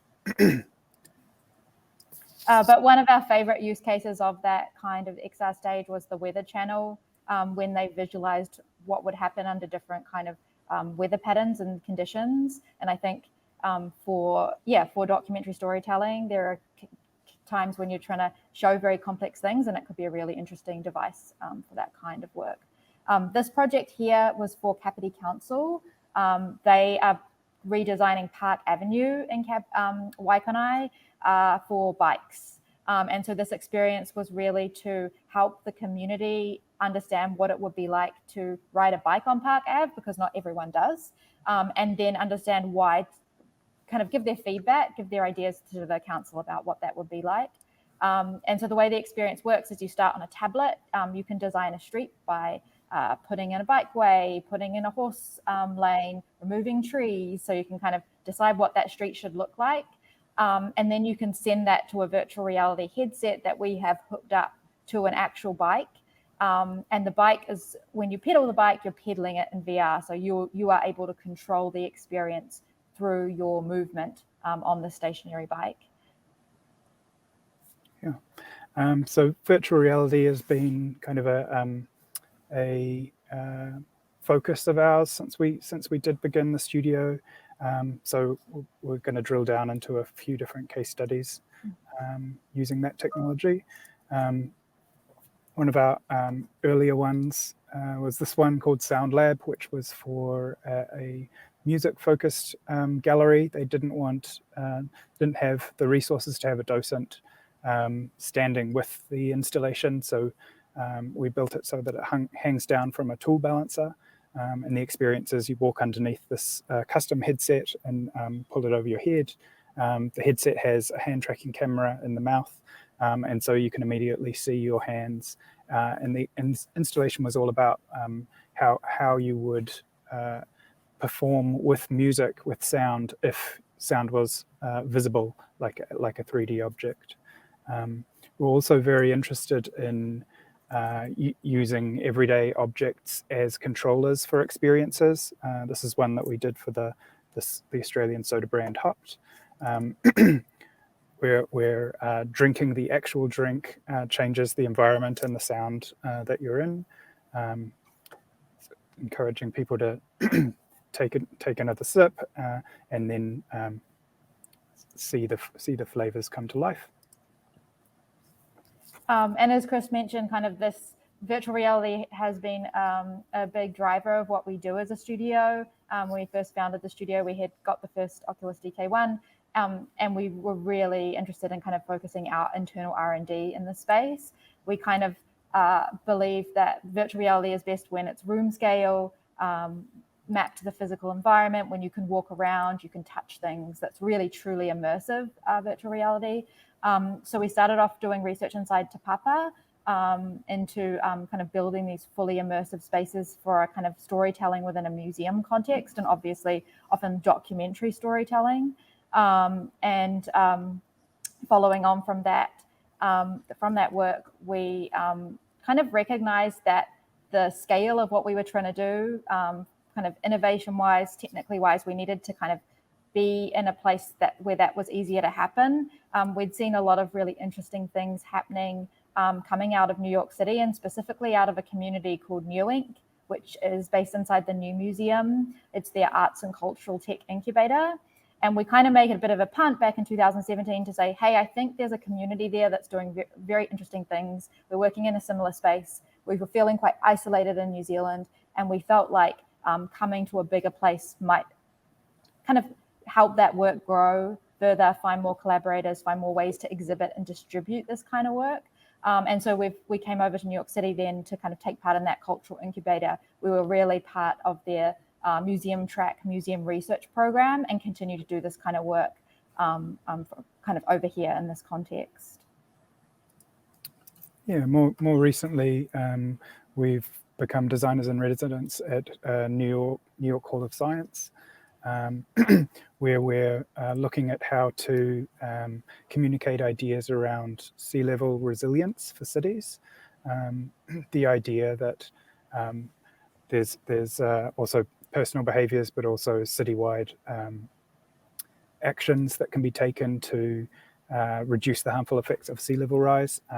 It's very important in coastal cities around America and around the world. And then closer to home, we're currently in production with this virtual reality, cinematic virtual reality experience. It's retelling a historical New Zealand story. And this experience really is about putting people in the world, in the space. So this one looks very, very realistic. We're using Unreal Engine. We're using meta-humans that are kind of like the most human-like avatars you can use at the moment. We're using motion capture. So this is a very kind of like high-end virtual reality experience that will sit within a museum and be something that 10 people can do at the same time together. A lot of our work with museums and cultural and arts institutions has shown us that finding how to exhibit virtual reality in a way that can be sustainable is really important. So a lot of our design practice is also about how do we make this experience have the throughput that's required for it to be sustainable and sell tickets? How do we design this so that it's, we can get enough people through it, that people can see it, and it can be kind of a permanent fixture for museums. And we're taking a similar approach to a film studio in terms of developing content for the platform for virtual reality, multiplayer virtual reality, out-of-home experiences.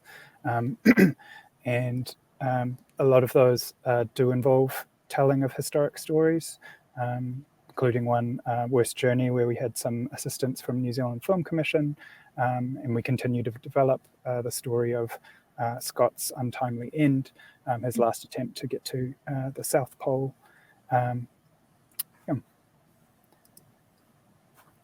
So that's kind of a taste of the kinds of work that we do, and welcome any questions from anyone or thoughts or responses that we can. Yeah, thank you, Kate and Chris. The first question I have is, do you come up with your own ideas for your projects, or do you actually work with ideators or people that may have an idea and they're looking for someone to partner with to help design and deliver a project? We do both. So we work frequently with people who come to us with ideas. Usually those people also come with funding for their ideas. And then internally, we are storytellers. So we have our own slate of content that we're developing and seeking funding for as well. So it's a bit of a combination. And we kind of, because of the nature of XR work, it's highly collaborative. It's all people who touch the project, from the technologists to the designers to the artists, are all kind of inventing this medium for the first time in many ways. There's so much we don't know about what makes a good experience. It's not like film where we kind of have the rule book already about how things work. So it's a very collaborative process. And people who are naturally, I think, interested in this kind of work are often looking for that kind of collaborative process of making something. Do you find that there is sufficient? That's a terrible question. How are you finding funding? Because I was going to ask you, is there sufficient funding? Does there ever sufficient funding? How is funding occurring? Is it through specific agencies, through partnerships, through venture capitalists? I mean, what are different ways that that you think people working in this area is seeking funding for their projects? That's a really good question. I think there isn't really, when you look at a project, from a funding perspective, you really need to see the distribution piece. And for a lot of XR, VR projects, there just isn't the kind of distribution networks and reach in place at the moment to kind of really like naturally see a sales pipeline like you would for a film. So a lot of VR work is a lot more experimental, and the experiences that you do see getting out into the world have more been designed from that perspective of like, how do we build something that becomes a sustainable installation? So like, what does that look like from also like a throughput, ticketing, all that kind of perspective? So you see works that kind of strategically align themselves for kind of self-distribution like that. But otherwise it's kind of at the moment more of an experimental practice, I would say. Chris might want to add some thoughts maybe on other kinds of funding. Yeah, I think it was starting to get some traction, at least the out-of-home side, until COVID struck, and then no one was able to leave the home. Suddenly, in-home studios were able to make a profit. The ones making the most profit were snapped up by Facebook, now Meta. So now we're coming out of COVID. We might see some of those models re-emerge, the studios that managed to make it through. So some of the studios have had to, the ones that took venture capital funding earlier have had to pivot and now doing in-home experiences. So it's a different landscape, but yeah, we should start to see progress again. Cool. And as Kiwis, you're now based in New York. I mean, how has the journey been? I mean, how are you finding working in New York, and how are you finding that the American funders, the American clients, the customers? I mean, you are worldwide, but I mean, how are you finding the journey? How are you landing? I mean, we came to New York City to build immersive experiences for physical spaces and spent a long time telling people that and having to kind of talk about our studio in a much more specific way than we would in a New Zealand context. In New Zealand, people, I think, are more generalist, and you can be a more generalist offering, but here we really had to be specific. And then, we were starting to get traction. We were working with museums, and then the pandemic happened, and we just flipped and went, hey, we do all the things we can do online. Because we kind of had to sustain ourselves when we walked off a whole lot of jobs that we've never actually walked back on. There's installations that are half installed in New York City that will probably never get seen. So I think for us, it's really has been a lot about resiliency and just using our tools and being thoughtful in the moment about what can be meaningful for people. We also still have a studio in New Zealand, so we have a team in New Zealand that does, awesome work with us as well. And so we do kind of also have clients and collaborators there that we're working with. And we noticed that in New Zealand, less of the kind of the physical installation stuff got affected by the pandemic as it did over here. So we could continue to develop our virtual reality installation work that's going in New Zealand that had no impact, whereas our work here did have significant impact. I think being in New York City for us it feels like the energy for what we're trying to produce is here. We're really working at the intersection of like performance, film, and tech. And so naturally as a city, New York City has a fantastic theater community. It has a fantastic film community, has a lot of artists. And so the potential to kind of test ideas and get them into spaces at scale is accessible here. But yeah, it's just a process of kind of finding the funding and the opportunities, which they feel like they're here, but the pandemic has slowed it down. Chris, I don't know if there's anything you want to add to that. No, nothing specific. I just wonder what tips you might have for a Kiwi innovator, entrepreneur wanting to, go to New York or go to the States or go anywhere for that matter to try to expand their footprint. You have to hang on.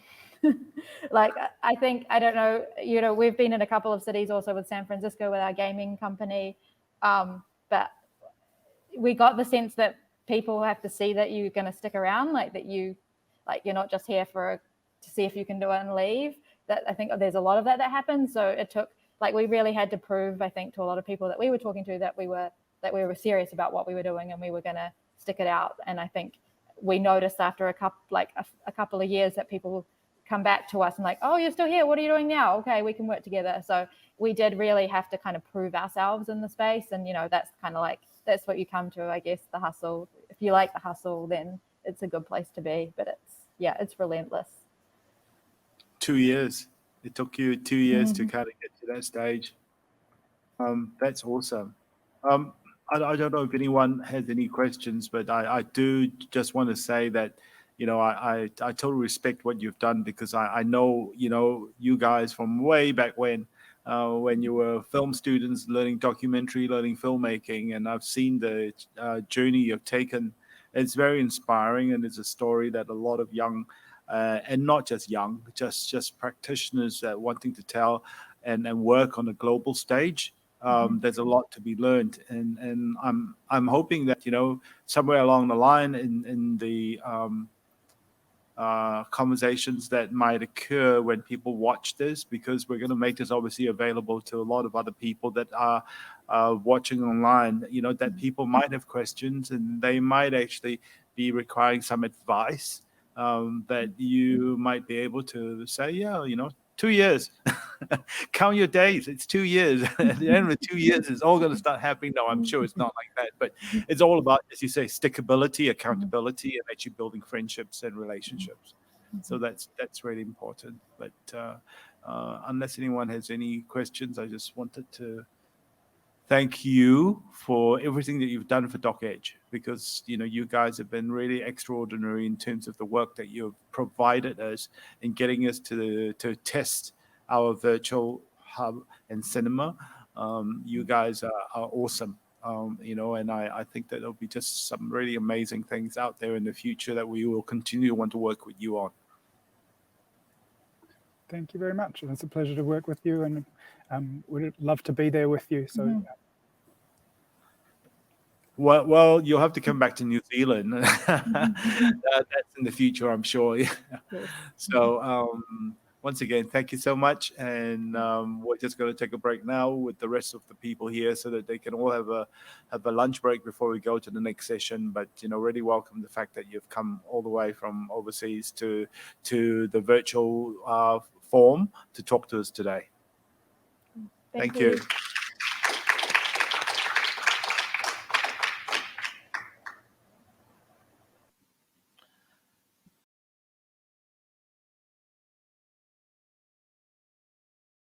But it is really hard to get funding to run a film festival.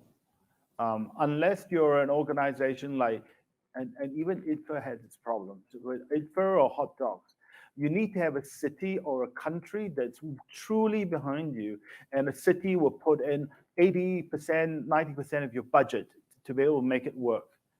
But in places like Australia and New Zealand and other countries, you don't get that support. So what you tend to do is that you tend to work on a basis that you need to go to philanthropies, you need to go to a lot of film foundations, you need to find ways and means of creating some kind of support, which also includes looking at creating a box office. But you're always driven by one thing. The one thing that you're driven by is that documentary can change someone's view of the world. Anyone who watches a documentary that's not moved is, for me, virtually, a person that's got a heart of stone, because a documentary is meant to move you. They move you to joy, move you to tears, move you to want to do something. It makes you understand something. There's some change. There is a movement. Documentary is a movement. And that is what we continue to do. So I just wanted to make that as a general statement. And, I think that maybe, Dan, you can talk about, I want to hear, not to talk. No, but I think it's fair enough to talk about how, I'm sure you all want to know how film festivals select programs and how they select films and everything like this, because there's always that thing is that my film is the best film. Why wasn't it chosen? Because everyone gets really frustrated when that happens, and you put in the film, it is your baby, and you expect the film to be chosen because it's the best thing ever. And I really want people to see this because it's going to make a change. Yeah, selection is one of the hardest things for a film festival.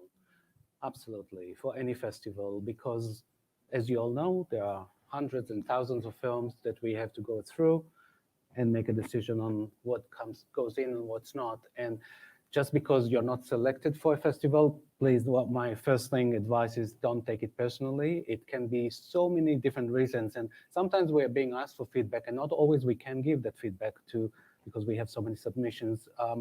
But when we can, we do. It can be that the topic was covered in previous festival. It can be that we already selected a film on the same subject or topic already, and that we can't have two films on that subject. So the number of reasons can be numerous reasons. And we as festivals have to say no to many, many good films. And that's why actually now with the world changing and having the ability, and what we are launching is a throughout the year virtual platform offerings that will allow us to hopefully bring some of the films that we can't select to the festival to audiences in New Zealand, which is a positive good news.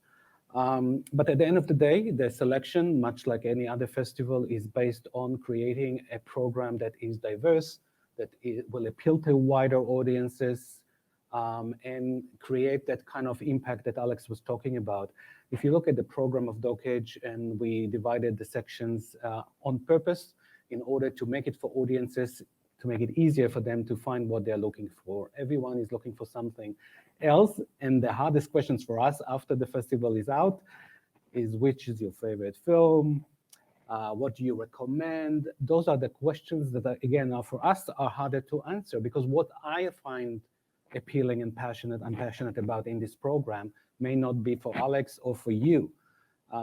This is a very subjective feeling or process. And I don't want to highlight necessarily the films that I find appealing, because I think what you should do is really read the program and find what appeals to you and go and watch it. And the other advice I have for audiences is just go and watch something. Don't even plan. Don't even look at the program. I'm free today at 5 o'clock, 5:15, and I'm going on to the Capitol, and without knowing what's on, watch the film. And 9 out of 10, you'll be impressed. You'll be, impacted.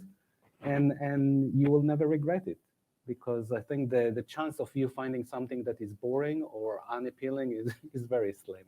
The three things that I think are quite important to remember, I think for me, when I'm involved in the selection process, so let me remind you, the selection process is not just about Dan and I saying that these are the films we want. It goes through a screening process. We've got a committee of screeners. They look at it, they come back, they recommend films that should be looked at. And we always make sure that we check through because we can never, ever be 100% sure that the screeners are actually making the right decision. So we always do spot checks to make sure that all the films have had the opportunity of being viewed correctly. But for me, when I look at a film, I think about number one, I think about application. Is this a film that applies to New Zealand audiences? That's really important. Because if it's a film that is so far removed from New Zealand that while it's really interesting for people to know about it, if I have to program a film into a cinema that sits 800 people, and I can only get 100 people or 20 people in there, it becomes very difficult for us to be able to program it. The second is the urgency of the story, because it may well be that there are times when we have to suck it up and say, I don't care if it's going to be 20 or 30 people, but this film needs to be seen because it's urgent. It's a message that we all need to be aware of. And that's where we have to accept the fact that it's going to come with economic loss, but what it's going to come with is social impact gain. And that's really important. And I think the third thing is also to think about the film. For me, it is like, is it a film that is authentic? Is it a film that tells the right story? That's really important. So for me, there are three things that I'm looking at that are really important in the decision that I make. And I only come at the very end where films are already going through a process of pre-screenings, and we start to then think about the themes or how it can be put together. I wish we lived in a country, and all of you do as well, that we have multiple cinemas. We all live in countries that have got a shortage of cinemas. Because when you think about it, going to a cinema that has got 800 seats is not as easy as going to a cinema with 250, 300 seats for a festival. No one likes to go into a cinema, especially a filmmaker, to find that actually it feels so much better to be in a cinema with 200 seats which is packed out than to have 200 people in an 800-seater. Because then it feels like there's something missing. The other thing that comes with that is that everyone is multiplexing. For a documentary filmmaker, and you guys can come back and tell me whether or not it's correct, but if you go into a cinema of multiplexes and you've got pinball machines and kids running everywhere and they're screaming and there's Marvel going on the other side and there's some other film that we don't want to talk about on the other side, and suddenly you have this serious film or a film that is a documentary film festival where people want to engage and talk and have conversations afterwards, and they can't have that, it doesn't work as well. So having the right cinemas is important, and cities don't often spend enough money in developing decent art house independent cinemas that can actually support festivals. I'm not talking about just documentary, whether it's a French festival, Italian film festival, the New Zealand International Film Festival. There needs to be the proper cinemas. There need to be the proper places. And it cannot be just an in-out, because films like the ones that you guys want to make are all about conversation. You want to be able to go with your friends, you want to be able to meet people, sit down in a cafe, in the wine bar, wherever, in the lobby, and have a conversation. And when you can't have that, then part of the purpose of which I think of documentary as being, which is to create dialogue, does not happen. And so therefore, in a sense, we've kind of missed the boat. So I just wanted to add that part in, which is quite important. And what Dan said is correct. You know, this morning when I said to you that I go to a pitch market and I hear an idea being pitched, and suddenly I find the next pitch market, I've got 20 or 30 films being pitched with the same idea. It's exactly the same thing that we're finding. One year we have one great film that's about a particular topic. Next year, I have another 20 or 30 films on exactly the same topic based in different countries. And they're all vying for attention. And maybe the one film that happened last year wasn't necessarily the best film. But the problem then is that how applicable and how am I going to be able to get people to go and watch that if they think it's the same film? That is really difficult. So, you know, it's like that whole thing about selection of film is like a jigsaw puzzle. And sometimes as much as we want to press the piece in, it's not fitting. It just keeps spitting out. And that's why when Dan said we have a virtual cinema, and a virtual cinema for festival is actually a godsend. Because what it means is that we can actually pick out strands, and we can pick out themes, and we can actually try to show it throughout the whole year. Because, you know, we all know that apart from subscriptions or that take you to a place where you can get some decent fare, a lot of it is fare that, you know, it's not stuff that I really want to watch. So that's a problem. Sorry, I talked a lot. You should be talking. No, that's good. I'm happy for you to talk. But you know, sorry, while I'm at it, let me lead the conversation down a different pathway. It's all about streaming, and it's all about the new paradigm that we're in. And audiences as well. The audience behavior at the moment is very unpredictable, and I think we've witnessed it since we started the physical screening on the 15th of June at the Capitol. We had some full sessions and some not so full sessions, but I think this is the time that we are living in at the moment. People may plan to go and can't go last minute. Even here at the forum, we witnessed the same thing. At the end of the day, we're grateful for every audience that we have in the cinema as well as virtually. And the key is really to get the films to be seen by as many people as possible. I think the virtual again allows it, because if you can't attend physically, especially as DOTDOT running in Auckland, Wellington, many festivals just run in one city, having that window of online across New Zealand is fantastic, because that allows more people to watch the film. And you always tell this joke now, because we were in a telephone conversation with about 20 other Zoom conversations at 15 or 20 other festivals around the world. And we're all doing a bit of a rundown about what we're doing. So they say we're running a 4-day festival. It's been the most amazing physical festival. Everyone came, we partied, it was amazing. And someone said, oh, you know, we had a 7-day festival. It was really great. There was some issues with some attendance, but overall we had some really great functions, great Q&As, and they keep going on down the track. And finally came Dan, and Dan had 40 to go. days. And Dan said it's 40 days in New Zealand. What? And we run over virtual and we run over live, and everyone just stopped talking. Yeah, but again, it's not to say that what we are doing is right or wrong. It's trying to figure it out. I mean, this is the time that we are living in. So we are learning from each other. What works, what doesn't work. We tried the hybrid edition last year, a smaller version. We learned from it a lot, and we implemented a lot of the changes to this year. But from this year, we're going to learn a lot too.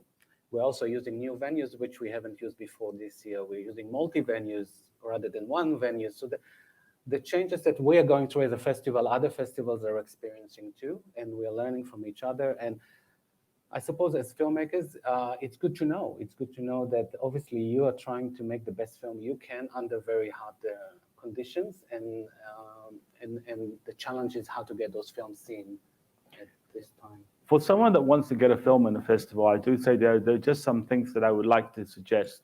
If you've got a film you're working on, flag it to us early.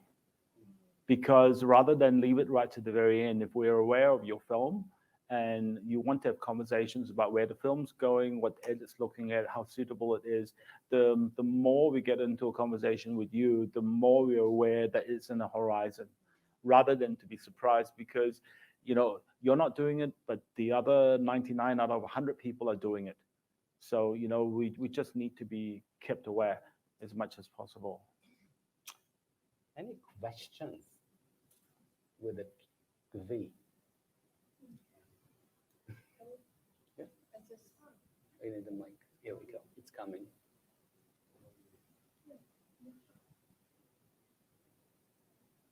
Sorry. Yeah, Gemma. Yeah, Right. thank you so much. This is so helpful to hear from you.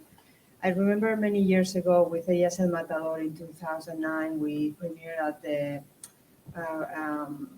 Guadalajara International Film Festival in Mexico. And we were so excited because it was a big festival. And then we went to one of those multiplexes where they were doing the Dolby sound. And it was such a mixed experience, you know, because there was no place to gather. There was like, we were competing with all these Hollywood movies. It was just very disappointing. So I really appreciate hearing your perspective. For me, when the pandemic hit, I was distributing a short film, Our Atoll Speaks, that was also about Puka Puka. And I took that as an experiment because all of a sudden we were like completely interrupted. So I just decided like, okay, let's see how this goes. And I think it's been such a time for experimentation.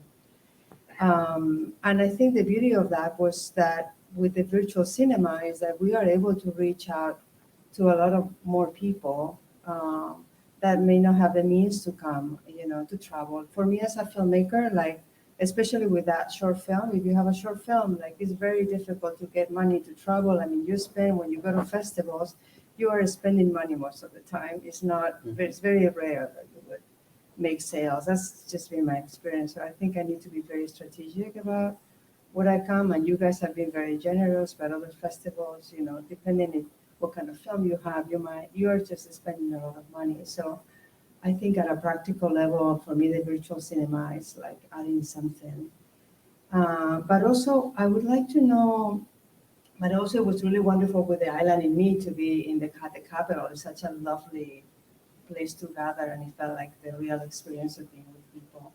One thing that I don't understand very well is like, when you show a film virtually, you know, how it could really prevent, like for instance, I had to block like the film, the premiere in Hawaii, Tahiti, we got an award there, we're here with the international premiere, but I would have liked the film to be shown in more countries, you know, but then I'm waiting out Australia. So the whole geo-blocking thing, like I don't really understand how it could really kill the distribution of, or not. Like, I don't know if you have something to say about that, or Sure. we could talk more in private, but that to me is like, No, it's a good I haven't question. caught up with the reality of that. It's a very good question because once people hear online, they think, oh, it's everywhere, but it's not. So obviously every festival is different, and the main advice is to check with each festival what their policy and how they run it. For us, it's a geo-block to New Zealand, unless you tick the box that you allow us to open it up to Australia, or we have few films that even allowed it for the worldwide, because they are in a position that they're happy to do so. So, yeah, I mean, look, when it comes... What do you recommend for a filmmaker, like, because, like, for instance, do you recommend that you will go to the festival that is in Australia, for instance, and check if it's gonna kill the distribution? If you know, it's like, I don't know if you have if you're in Australia, it shouldn't kill if you are showing in New Zealand and it's geo-blocked to New Zealand only. But it needs to be geo-blocked, right? It has to be geo-blocked, and that's the advice probably for new films for sure, because you're starting your journey around the world. You do want, but let's say, I don't know, in countries like Canada or the Netherlands, where you have the country is big and relatively, and to New Zealand, and then if you do it across the whole country, does that have an impact? Let's say in Canada, to other parts of Canada. So maybe I'll just jump in. I was talking to the festival director at IDFA. It was one of these documentary conversations that we had, and another festival said, "Oh, we're going to open it up in Europe. Anyone can watch it." And then he said, "That's fine. You know, I really welcome it, because you need to be searching for searching for that festival and that film to be able to realize that it's open to the rest of the world. And even then, how many people will actually be watching it. But it gives the opportunity for the film to be seen. So he says that just because you put it onto another festival's virtual website, it doesn't mean that it's excluded from IDFA. Yeah. So, but then what he really wants to know is that, you know, it doesn't have got a reach of Netflix. Because if it's got a reach of Netflix, then he starts thinking about it. But then even then, the argument that you have is that the people that go to the festival may not necessarily be the people that are watching it on Netflix. So, you know, I think that in terms of any kind of submission that you make, sometimes it's just a submission form or just your sales agent that sends it off. But I think it's important if you have an opportunity to actually have a little bit of narrative if your film's actually gone virtually anywhere else. Filmmakers want the film to be seen. From my point of view is that if you're an independent filmmaker and you don't have a sales agent, then what you want to do is to be able to get it everywhere and anywhere. It's not a question of waiting. It's a question of, because at the end of the day, you never know if you're going to get a sales agent. But the most important thing that you want to do is to be able to get your film out. So in that situation, you should try to get it out as much as possible. The question is actually also, as Dan said, talking to the festival is offering you a virtual platform, working out what your rights are, working out how it's going to be protected. Because what you want to do is to make sure your digital rights management is very strong, that your film isn't going to be ripped off and suddenly appearing everywhere else. You know, so you got to start asking all those questions. But the same thing is going to happen. But these days, a lot of people say to me is that, oh, in the old days, I used to be able to just click on download and I can download whatever I want from a screen. And now I can't do that anymore because something's stopping it. That's because technology is actually getting much more advanced and they are actually controlling the opportunistic downloads, because you know there is some of that that goes on. People say, "Oh gosh, you know, I can't see this. I'm in Guatemala. I can't see this film about New Zealand, but I really want to see it. You know, how can I do that? You know, so yeah, come to New Zealand, as he says. Come to Dock Edge. Yeah. My name's Tony Sartorius. I'm a New Zealand feature documentary maker. I made a film called Helen Kelly Together a couple of years ago, just before our adventures kicked off. And I must say, I came to the view during the distribution or attempted distribution of that film that things have changed in a way that's so profound that I don't think the industry is quite caught up with the reality of it in a way. I think our challenge is totally turned on its head. I've been coming to meetings of filmmakers for 30 years and everyone's always grizzles about funding forever, right? That's kind of like the filmmaker's song. In my opinion, that's not our biggest problem anymore. It's no easier than it's ever been, but it's no harder. It's kind of the same. The institutions haven't changed very much in New Zealand and are still funding things in a similar way. But what's changed is our ability to reach audience. And that's changed in a profound and in my view, very, very unsettling way. Television isn't running most documentary content at all anymore. There is very limited ability to reach a significant number of people through cinema, through commercial release. And although there are tons of streaming platforms, and my film's on a number of them, but actually that doesn't help unless people come to the film. Now, back in the day, you used to have primetime TV, and if you got your film on at 8 o'clock on a Wednesday, 500,000 people watched it. Mm-hmm. Or there'd be a film festival, and if it got selected, then, and it was like that. Now, every single person who becomes a member of your audience has to be kind of reached out and grabbed and brought to it. We don't have any machinery in New Zealand or even really any institutional vision about doing that, in my view. And it's extremely urgent that we start thinking about it and start building it, because if we don't, we're just going to permanently lose our audience completely. And we could go on for a decade after that still making the films, but if nobody's watching the bloody things, it's a waste of time, and I certainly won't be doing it. Now, I wanted to say to you, from my point of view, Dock Edge is a wonderful thing because you care about our films and you care about us as filmmakers. And I don't know, maybe you don't even realise how rare that is, but I think from NZIFF and you guys and the Film Archive are the three institutions that I feel love from. not unfortunately from the Film Commission or New Zealand On Air or the broadcasters, they feel rather indifferent generally, I think, to most of us. So it's super important. Just the AFI plays a huge role. But maybe what you could do to help us, if you indeed want to direct any resources further than what you're already doing, would be help us solve that other problem. You know, it's about, I mean, reaching into the world is quite good, but if it's for a New Zealand focus, figuring out how the hell do we actually create events out of individual films and find their audiences? How do we build impact producing, as was discussed today, as a machine that's actually available here and funded somehow and attached to New Zealand content? Because it doesn't exist at all. And, you know, unless it does soon, I think New Zealand documentaries will actually largely disappear. Thank you for that. It's really important what you just said. Yeah. Eileen. Just picking up on what you said, Tony, do you think, Alex and Dan, do you think there's the possibility of taking it full circle? So when we started making docs, you know, they'd go out on TVNZ or TV3 or wherever, and you're absolutely right, that purse has pretty much dried out, and there are a handful of docs that are being made that are broadcast. Do you think there's any possibility of your lobbying with those commissioners and saying, okay, we have had a succession of films at the festival.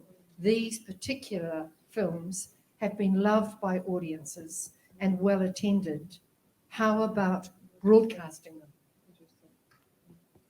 Yeah, look, and some countries do just that. I think Corrine can say that in the Netherlands, ITVA films find their ways to TV, right? Yeah, it would be great if the mic to Corrine, thank you. And we always use the Netherlands as an example in that. Yeah, I feel very conscious of that too. I'm all the time like, oh, because we're in a pretty cushy situation, but not for everybody. I mean, it's also still difficult and still a big struggle, and we're the most densely populated country in Europe, so we also have a lot of filmmakers, but we have the largest amount of screens of any country in Europe. So there is cinemas in the smallest of towns, and there is a big distribution of documentaries. Since I began, I've been working with one distributor called Cinema Delicatessen. They're supported by the government and by the Film Fund, and they do only documentaries. And I would think that about 70% of their content is Dutch. So that means that they take a lot of Dutch films to the cinema. They do one a year, one a month, more or less. So it's not like there's an enormous amount of document, but it's 12 a year, right? So, for example, Myanmar Diaries was, I can tell a little bit about the live course of that film. So it had its international premiere in Berlin, proceeded to have its Dutch premiere at the Movies That Matter Film Festival, which is our second kind of festival for documentaries, I would say. Well, we have International Film Festival Rotterdam, ITVA, and then Movies That Matter. I think that's the order more or less. But so it's becoming an increasingly important festival. And they have Movies That Matter on tour.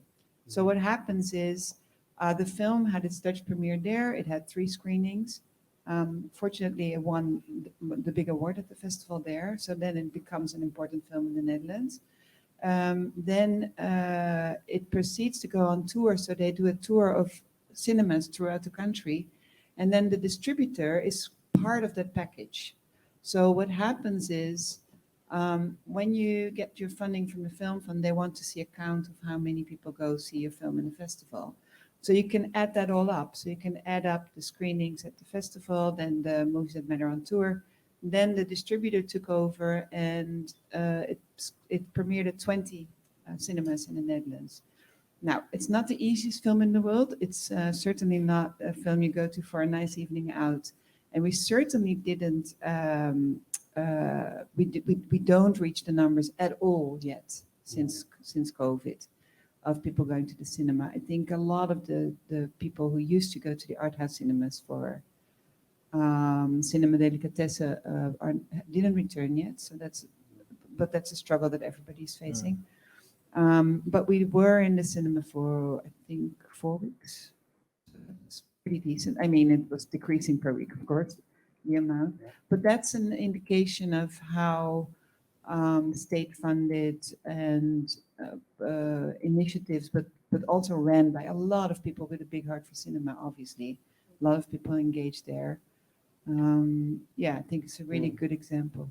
Thank you for that. I think on the conversation, and with, especially as what you were saying, Eileen, as well, I think the Doc Edge is actually prepared to enter into conversations with broadcasters and with the film agencies to talk about the life of a film. Because we certainly all don't want a film to be made and then had the one screening and it's put on a shelf. You know, films deserve to be aired. Films deserve to be loved.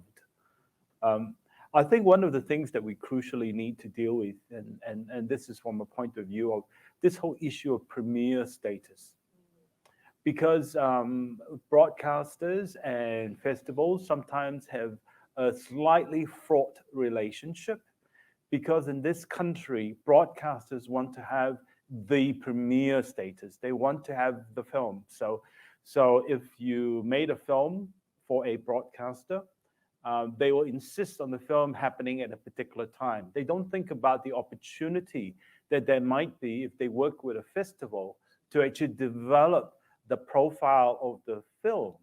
So then when the film actually does appear on the broadcast, that it already has a population and the PR, and it continues to build. Because all they're interested in is, I want to play it on Sunday night at 8 o'clock, and it could be 3 months before a festival, and there could only be one little interview about it, and that's it, and half the population has missed it. This is where a conversation needs to be had, because I don't think the broadcasters fully understand the power of working with a festival to develop the profile of a film. And internationally, in places like the Netherlands and the US and Canada, they work very closely together.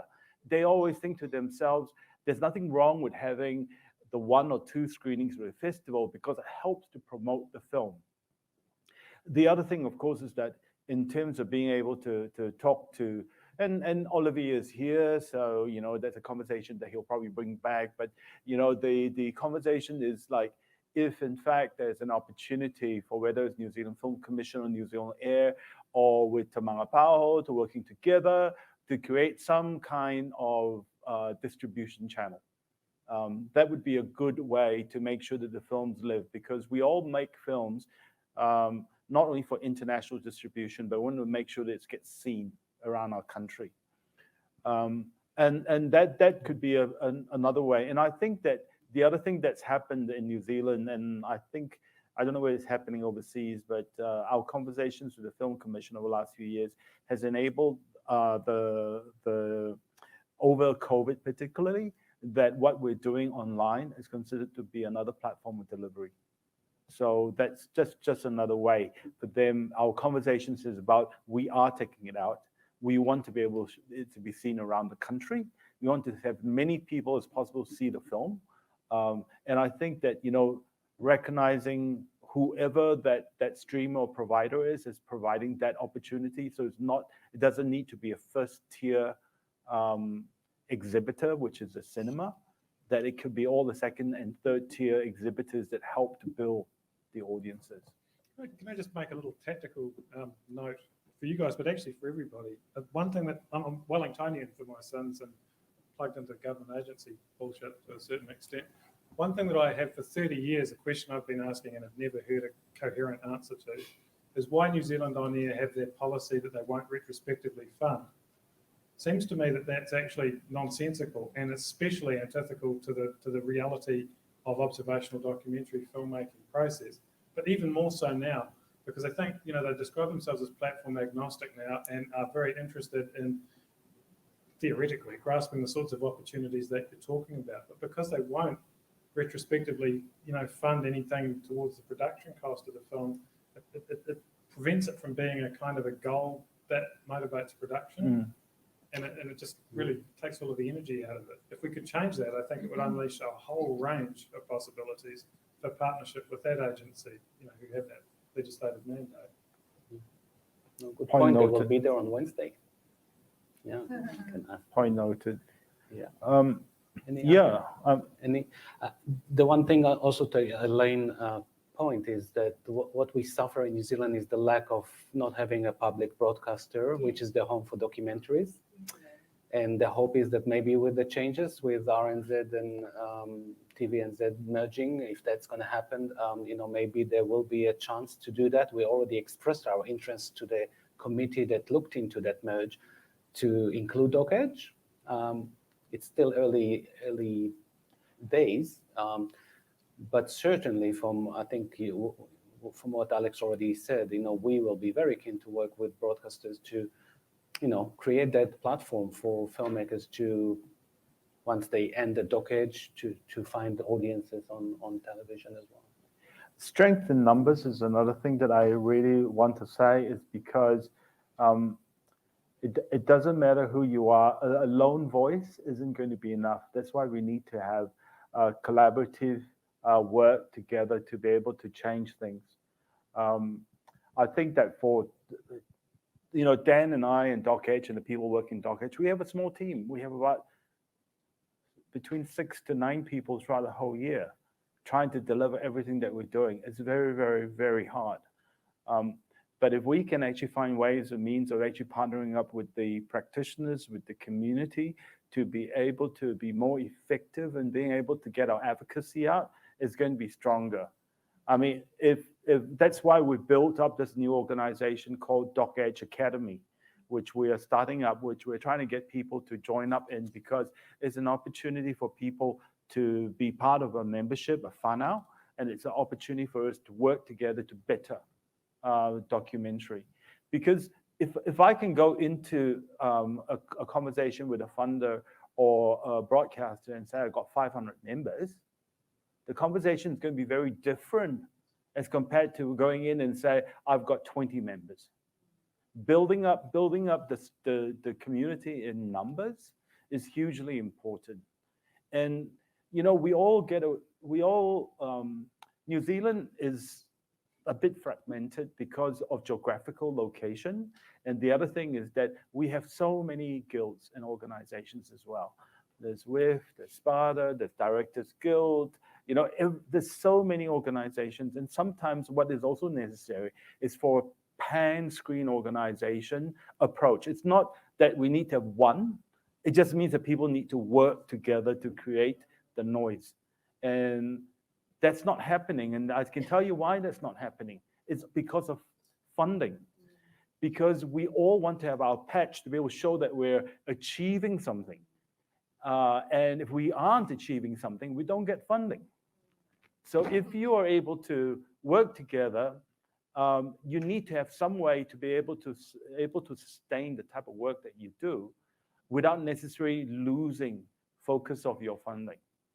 And that is a really difficult place. I know that when we talk to a lot of our fellow guilds and everything like that, it's always about, so what's your program for the year? And they tell you the program of the year, but then it's not a question of, do you want to collaborate? Do you want to work with us? Do you want to work together? It's all about, this is my work. These are my days. Don't come near me. Once I've done it all, then please, you'll be invited. But it's not part of the conversation. And conversation needs to happen at a very early stage. I think it's the same in Australia, or the same in any country. We all get stuck because of funding. It's not just filmmakers, it's about all the organizations and everything else. It's all about funding. Sorry, I seem to be very pessimistic. Mm-hmm. Any optimistic questions for them?